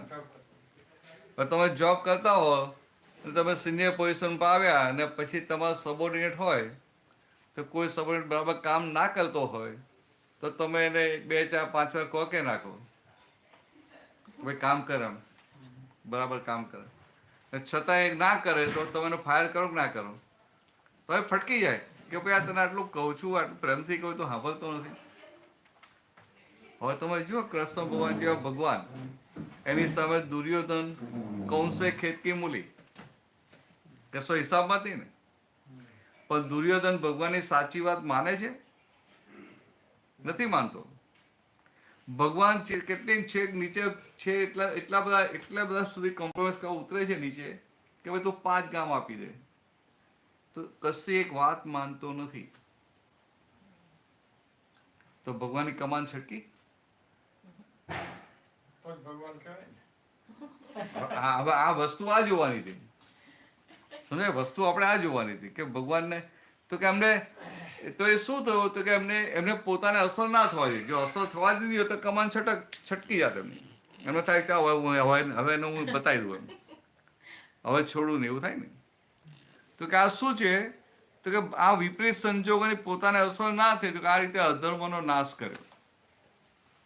તમે જુઓ તો ખરા, છેલ્લે તો ભગવાન દ્વારિકામાં આગ લાગે છે અને એ ને બલરામ દ્વારિકા છોડીને જે જાય છે જંગલમાં, તો જંગલમાં જાય છે ત્યારે શું થાય છે? એ ભગવાન પેલો આગમાંથી નીકળ્યા હોય છે ને, એમને બહુ તરસ લાગેલી હોય એટલે થાકી જાય છે. એટલે બલરામને કહે છે ભાઈ હું તો થાકી ગયો છું, મારી દોડાશે નહીં એમ, અને મને બહુ તરસ લાગી છે. તો બલરામ કહે કે બલરામ એમના મોટા ભાઈ પણ છતાંય નાના ભાઈની સેવા કરે અને એમને બહુ જ પ્રેમ હતો બલરામને કૃષ્ણ માટે. એટલે બલરામભાઈ પાણી શોધવા ગયા. હવે જંગલમાં પાણી શોધવાનું એટલે ઝરણું શોધવું પડે, મોટા પાનવાળું ઝાડ શોધવું પડે, એનો પડીઓ બનાવીને પાણી લઈને આવો. ત્યાં પેલા તીર માર્યું હરણ માનીને, અને પછી એને તો બહુ પસ્તાવો થયો કે મારી બહુ મોટી ભૂલ થઈ ગઈ એમ. પણ છતાંય એ વ્યક્તિને કૃષ્ણ ભગવાન શું કહે છે કે તું હવે મારા પાટાપિંડી કરવાના રવા દે, કારણ કે જો બલરામ આવી જશે તો બલરામ તને મારી નાખશે, તું દોડતો દૂર ભાગી જા. આ સમજાય? હવે આવા આટલા વિપરીત સંજોગો પણ ભગવાન કેવા છે? વિપરીત સંજોગને પોતાને અસર નથી થવા દેતા, અને ઉપરથી વિપરીત સંજોગ ભેગા કરનાર નિમિત્ત પ્રત્યે ભગવાન કેટલા પોઝિટિવ છે. એને કે તું દોડતો ભાગી જા, આપણે એને પકડી રાખીએ, ના પકડી રાખીએ, જવા ના દઈએ, છોડીએ જ નહીં એને. અને પછી જેવું આપણો બલરામ હતા કે જો આને જ મને તીર મારી તો આને પેલા માર નાખે. હવે જો આ દુર્યોધન ભગવાનની એકે વાત માનતો નથી. એ જ દુર્યોધન જયારે ભગવાનને પૂછે છે કે હું ધર્મને જાણું છું પણ આચરણ કરી શકતો નથી, અધર્મને જાણું છું પણ છોડી શકતો નથી. જાનામી મેં ધર્મમ નચ મેં નિવૃત્તિ, નચ મેં પ્રવૃત્તિ, જાનામી મેં અધર્મમ નચ મેં નિવૃત્તિ. તો ભગવાન શું જવાબ આપે છે? ભગવાન મૌન રહે છે. ભગવાન મૌન રહે, જવાબ જ નથી આપતા. તો શું ભગવાનને જવાબ નથી ખબર? ભગવાનને જવાબ ખબર હતી, પણ ભગવાન જાણતા હતા કે આ દુર્યોધન છે એની દુર્બુદ્ધિ છે, કુબુદ્ધિ છે. એટલે એને હું જો સાચી વાત કરીશ તો એનો એ મિસયુઝ કરશે ને વધારે અધોગતિમાં જશે. તો દુર્યોધન વધારે અધોગતિમાં ના જાય એટલા માટે કૃષ્ણ મૌન રહે છે. તો હવે તમે મને કહો કે ભગવાન કૃષ્ણ અર્જુનનું હિત જોતા હતા કે દુર્યોધનનું જોતા હતા? ખ્યાલ આવે? બધાનું હિત જોયા. ભગવાન કોને કહેવાય કે સજ્જન દુર્જન બંનેનું હિત જોયું એને ભગવાન કહેવાય. આપણી કલ્યાણની ભાવના સારા માણસોના કલ્યાણની હોય એવું છે ને? બીજા ના હોય ને? ના, આને તો થોડું વૈસાણી થઈ જાય કે આમ, હા, ખુશાલી થઈ જાય કે થોડું આ છે જ વાંકો ને જાય તો બરાબર ટીપી નાખવો જોઈએ. પેલા નાના છોકરાઓમાં તો થાય, હવે અહીંયા ટીપાય નહીં તો ટીપી નાખે. તો એનો જવાબ શું છે? એ ધર્મ જાણે છે પણ આ એ જ દાદા કે છે. જવાબ એટલે શું છે કે ઘણીવાર આપણને પણ એવું થાય એટલે આપણે જાણતા હોય પણ તોય હા, અધર્મ થઈ જાય છે. એટલે આપણે કે ને વ્યવસ્થિતના અધીન થાય છે, હા. એટલે વ્યવસ્થિતનું જ્ઞાન હોય. એને વ્યવસ્થિત જ્ઞાન આપે મિસયુઝ કરે.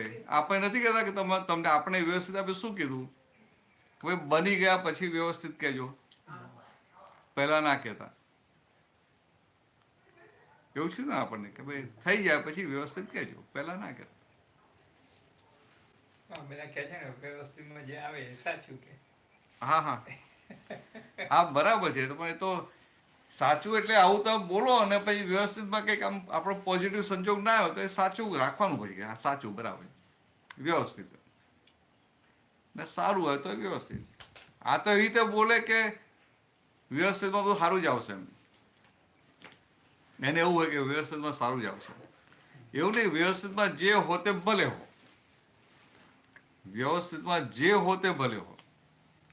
મને સુખ આપે એવું હોય કે દુઃખ આપે એવું, જે પણ હોય આવવા દો. કારણ કે હવે આપણે હિસાબ જ ચૂકવવાના છે. દા ના કે અમે તો કહી દે જે પણ લેણિયાતો હોય બધા આવી જજો કે અમે ચૂકવવા જ બેઠા છીએ. ફાઇલ નંબર ને એક દુખાવે ત્યારે આમ ઊંચા નીચા કરી નાખે. હા હા, એ તો દેહના દુઃખ તો આવે તો ખરા. પણ દેહને બહુ પેલા શું મારો કહીને બહુ સાચી હોય ને એટલે રિએક્શન તો આવે ને પછી. કેટલું બધું દેહને સાચો કર્યો હોય. ના સાચું તો પછી એટલે ભાઈ સામાન્ય પણ સાચવવાનો હોય કે જીમમાં થોડો લઈ જવાનો હોય. સમજાય? સામાન્ય પણ સાચવવાનો હોય. ટાઈમ તો આ તો એના પાછળ તો ટાઈમ બગાડે ના બગાડે. સત્સંગ ના આવે તો બીજું શું કરીએ? ત્યાં સત્સંગ માની લઈએ. હું કહેવા શું માંગુ છું કે આ એની જે ડાયરેક્શન બદલાય છે ને એની વાત છે. તો કે આને તો શું કે આપણે આને 2 ટાઈમ ખાવાનું આપ્યું એટલે વાત પૂરી થઈ ગઈ. બહુ હાચો કેટલો કરવાનો હોય?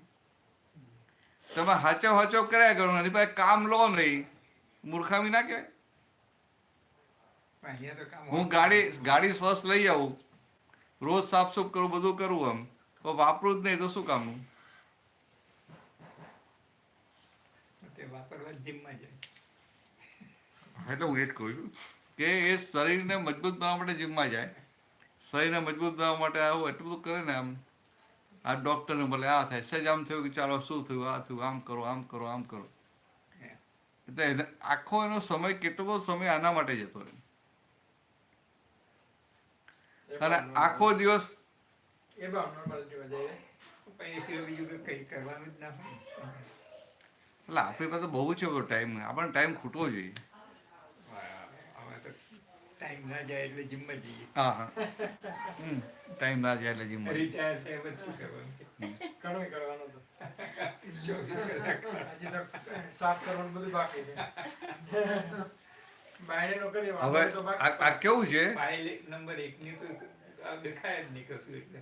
આપણે એટલે એ જોવાનું એટલે કૃષ્ણ કેવું છે કે પહેલા બે જ વસ્તુ આપણે કરીએ, એક આ દેહને સાચવવાનું ને બીજું પૈસા કમાવાના. બે જ વસ્તુ હોય ને, તમારે ના હોય પણ બીજા બધાને હોય ને, પૈસા કમાવાના અને આ દેહને સાચવવાનું. રિટાયર થાય તો ના હોય પછી રિટાયર થયા પછી એ આ પૈસા કમાવાનો હેતુ હોય ને, તો પેલા પૈસા ના આવે, પૈસા કમાવા છે, પછી પૈસા આવે ને રિટાયર થયા કે હવે પૈસા સાચવવા છે. ના એ છૂટી ગયું છે નહીં, રસિકભાઈ? તો સારું છે પણ ના કેમ કરું? દાદા મળે બધું છૂટે તો ખરું ને. રસિકભાઈ છૂટી ગયું. હું તો જનરલ વાત. ના, ના, ફાઇલ નંબર 1 ને જ છૂટી ગયું. એકબીજાને લાડવા ખવડાવ્યા છે. અચ્છા આવું છે. રસિકભાઈ કેવું પડે બતા કશો તમારું છૂટી ગયું છે. હા ભાઈ, એક સમજવા માટે કે આખી જિંદગી આપણી આ પૈસા માટે ને આ હેલ્થ માટે એમાં જાય જતી રહે. હવે આમ જોવા જાઓ તો આખો સમય પૈસા કમાવામાં જાય. એને લક્ષ્મી લક્ષ્મી લક્ષ્મી હોય કે ના હોય, પાછો બોલે બહુ સારું કે થોડી લક્ષ્મી આ સારા રસ્તે વાપરીએ ને, સારા રસ્તે વાપરીએ ને એવું કહેવાય. હવે આમ લક્ષ્મીનો સ્વભાવ કેવો કે આખું જગ્યાએ તેવું કે લક્ષ્મીનો સ્વભાવ ચંચળ છે કે આવે ને જતી રહે. એવું નહીં, દાદા ભગવાને સરસ પોળ પાડ્યો. લક્ષ્મીનો સ્વભાવ કેવો છે કે ના હોય તો કમાવાની ચિંતા, કમાયો તો સાચવવાની ચિંતા, અને જાય તોય ચિંતા. એટલે કે એનો સ્વભાવ ચિંતા કરવાનો છે ને, તો એની પાછળ પડે કે ના પડે. વાક્ય ખુલ્લી મૂર્ખામી છે ને, પણ દેખાય નહીં એટલે એને ભ્રાંતિ કહી. પછી ખુલ્લે ખુલ્લું છે છતાંય દેખાય નહીં. અને જો આમ તો જોઈએ ને,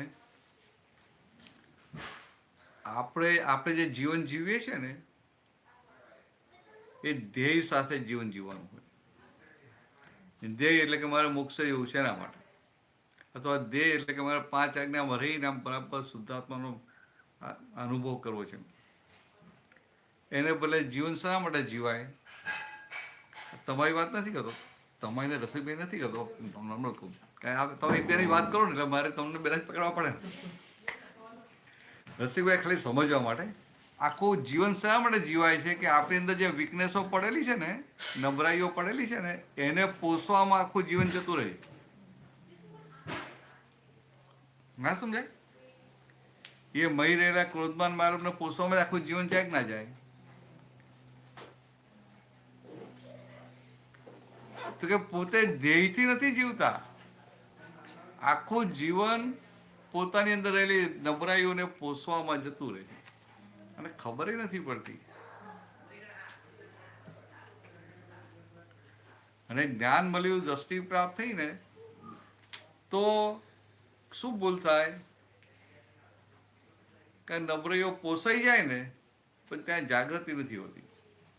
નબળાઈઓ પોસાઈ જાય પોતે જાગૃત થાય ને ખટકો રહે, એ બધો ભાગ હોય ને, એ ભાગ જ નથી હોતો. આ જન્મમાં કે એકદમ નિશ્ચય કરી લઈએ તો પછી next જન્મમાં તો હઠવો આયલો આવશે. હા હા હા, જય સચ્ચા. ઓ આવો રસ્તે, જય સચ્ચા. હા, આજે આવો નિશ્ચય કરીએ ને, આજે આવો નિશ્ચય કરીએ એટલે અંદર એ જે નક્કી પણ હોય ને, તો તમારો જે નિશ્ચય થાય ને, એટલે એ નિશ્ચયથી વિરુદ્ધનું થાય, એટલે કે ભૂલ થાય તો તમને દેખાય. અને નિશ્ચય જ ના હોય તો દેખાય જ નહીં. તમે હમણાં નક્કી કર્યું હોય કે મારે આમ કે આ ફ્રીમોન્ટ છે ને, કે મારે અહીંથી આમ કે આ સેક્રામેન્ટો જવું છે, આ તમે નક્કી કર્યું હોય ને પછી ગાડી તમે બીજા ડાયરેક્શનમાં લઈ જાઓ તો દેખાય ને, એટલે આ તો ભૂલ કરી બીજે ગયા, કે પાછી વારો કે ના વારો. આટલું જ કરવાનું છે. એ નિશ્ચય તમને આવી રીતે હેલ્પ કરે, તમને જાગૃત કરે. અને નિશ્ચય ના કરો તો જાગૃત ના થાય. એટલે દાદા નથી કે 9 કલમોની ભાવના શું કે આ દિવસ 3 વાર વાંચજો, આવું નક્કી કરજો, આ ભાવના રાખજો, થાય એટલું સારું, પણ ના થાય તો ખેદ રાખજો કે આવું હોવું ઘટે. જૈન ધર્મ તો બધા નક્કી જ કરે છે કે મોક્ષ જ જવું છે, મોક્ષ જ જવું છે, મોક્ષ જ જવું છે.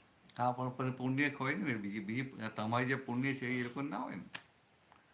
કેમ મોક્ષે એવું છે, ખરું ને મોક્ષે એવું શબ્દ નથી ને, સમજ્યા વગરનું નક્કી કરેલું છે ને. પણ કેમ એને લીધે એ લોકો પ્રતિક્રમણ કરે, આમાં પ્રતિક્રમણ સમજ્યા વગરના જ કરે ને. એ તો ખબર નથી, એ તો ચોપડીમાં લખ્યા હોય બધામાં. હા, તો ચોપડીમાં પુરુષ થયા પછી નથી ને એમ કે એનો મતલબ એમ કે પુરુષ થયા પછી નથી ને એમ. નહીં, એટલે પ્રતિક્રમણ જે ભગવાને કહ્યા ને, જો એ જે ચોપડીમાં એમના શાસ્ત્રોમાં લખે, પ્રતિક્રમણ વાંચી જાય, બધું કરે, કલાક બેહે કરા કે આ મોટું પ્રતિક્રમણ, તમે તો જઈને છો ને, કે પેલી મોટું સમસ્યા પ્રતિક્રમણ કરે, આખું બોલી જાય, વાંચી જાય, તો પોતાની ભૂલો કેટલી દેખાય.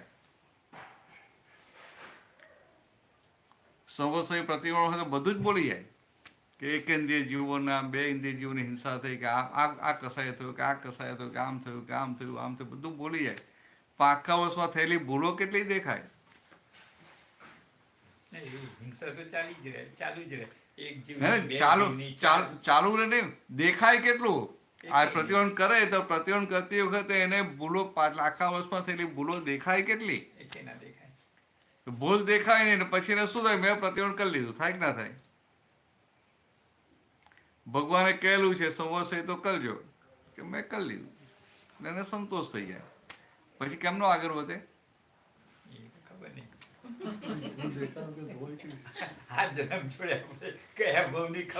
એને આગળ જવું જ નથી. હું અહીંયા જે જગ્યાએ છું, અહીંથી મારે આગળ જવું એ જ ખબર નથી. એને તો એવું લાગે છે કે હું જે કરું છું બધું સાચું છે ને બરાબર છે. એમને મોક્ષે જેવું છે એ તો 24 કલાક બોલ્યા કરે. અરે હા, બોલે, પણ એટલે શબ્દોથી જ બોલે છે ને, શબ્દોથી જ બોલે છે ને. સમજાય? મોક્ષે જવું છે ના નથી, પણ મોક્ષે જવું હોય, મોક્ષે જવું હોય તો મોક્ષે જનારો ભૂલો સામે જાગ્રત હોય. કે અમારે દીક્ષા લે એટલે જાગૃત ના થાય. તમે બાબા મારી કડક કડક ના બોલો છો. દીક્ષા એટલે તો આખી બહુ જુદી વાત છે.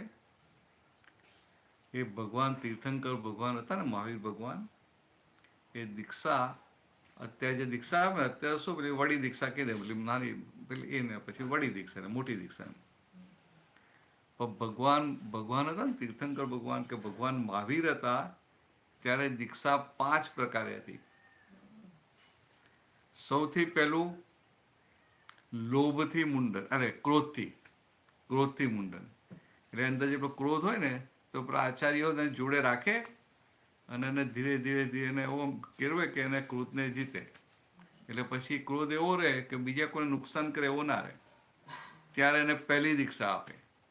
એને છે ક્રોધથી લોચન, ક્રોધથી મુંડન. તો કે હવે આ ક્રોધની બાબતમાં ઓકે થઈ ગયું. પછી માનથી, પછી માયાથી, ને પછી છેલ્લું લોભથી મુંડન. અને આ થાય, આ 4 પ્રકારની દીક્ષા આપે, પછી છેલ્લે મોટી દીક્ષા આપે. મોટી દીક્ષા એટલે શું? જ્ઞાનને જ્ઞાનમાં બેસાડવું ને અજ્ઞાનને અજ્ઞાનમાં બેસાડવું. જ્ઞાન ને અજ્ઞાનની વચ્ચે લાઇન ઓફ ડિમાર્કેશન આવે, અને પછી પોતે કાયમ જ્ઞાનમાં રહે. આ તો રામ તારી પાસે કશું ખબર જ ના હોય, અને પછી કઈ દીક્ષા લઈને જ મોક્ષે જવાય. તો સામે ભગવાન મહાવીરે પછી એવું કહ્યું છે કે આ 5મા આરામાં 9 નવડા એટલા આચાર્યો નરકે જશે. 9 નવડા એ પાછા બીજા શ્રાવકો નહીં, આચાર્યો. કેમ 9 નવડા એટલે 9 ટાઈમ 999 લખો ને, એટલી સંખ્યા, એટલા નરકે જશે. આવું ભગવાન મહાવીરે કહ્યું છે. તો કેમ આ નથી બોલતા? એક બાજુ દીક્ષા લેવાનું કહો ને પછી આચાર્ય થાય કે મારે નરકે જવું પડશે, તો એ ચેતવો ના પડે. આવો, જય સચ્ચિદાનંદ. કાલથી ટાઈમ મોડો જ રાખીશ હવે. અને ક્યાંક જોયેલી તો છે.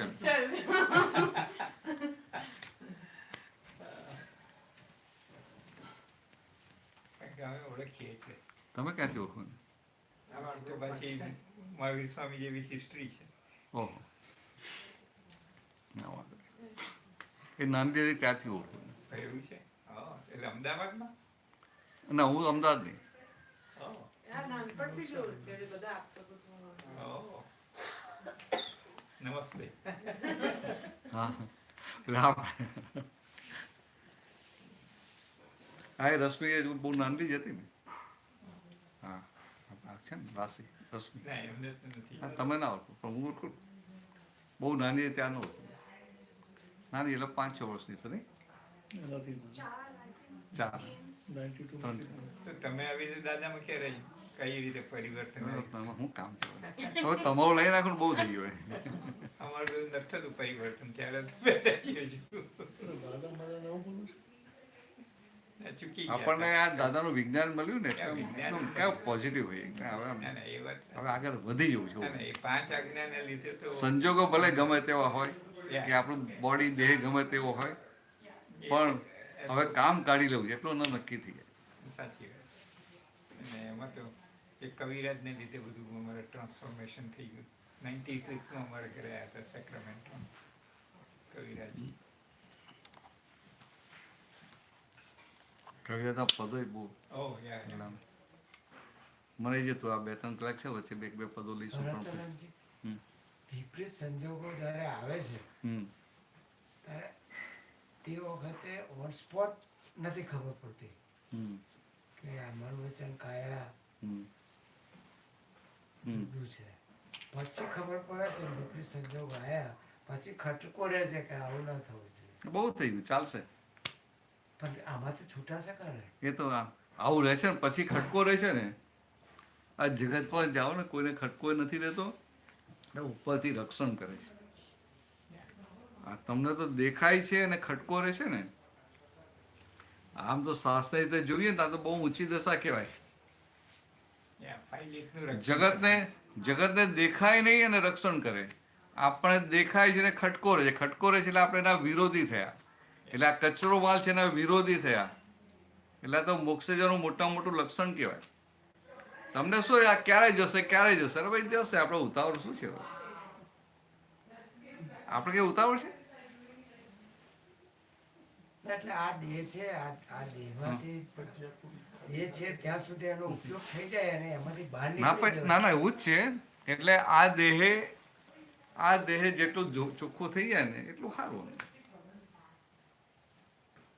આ દેહ જેટલું ચોખ્ખું થાય અને લાગે તો દાદા ભગવાન આખું એટલું સાયન્ટિફિક રીતે આપેલું છે ને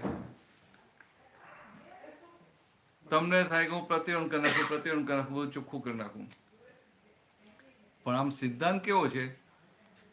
થઈ ગઈ ચા નહીં? ચાલો એક બ્રેક કે બાદ પછી વાત કરીએ. યાદ કરાવજો આ લોકોને કહીએ 15 મિનિટ બંધ કરીએ. 15-20 મિનિટ ચા નાસ્તાની એક બ્રેક પાડીએ પછી ચાલુ કરીએ. લાંબો છે ને સત્સંગ આવે છે.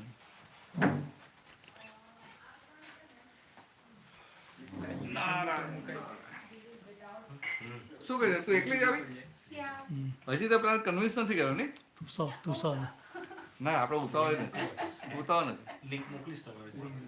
ઉતાવળ નથી. પણ લગ્નમાં આવે ને મેં જોયું મેં થોડી વાત કરી હતી ને એટલે વાત સમજી હતી એટલે બહુ થઈ ગયું.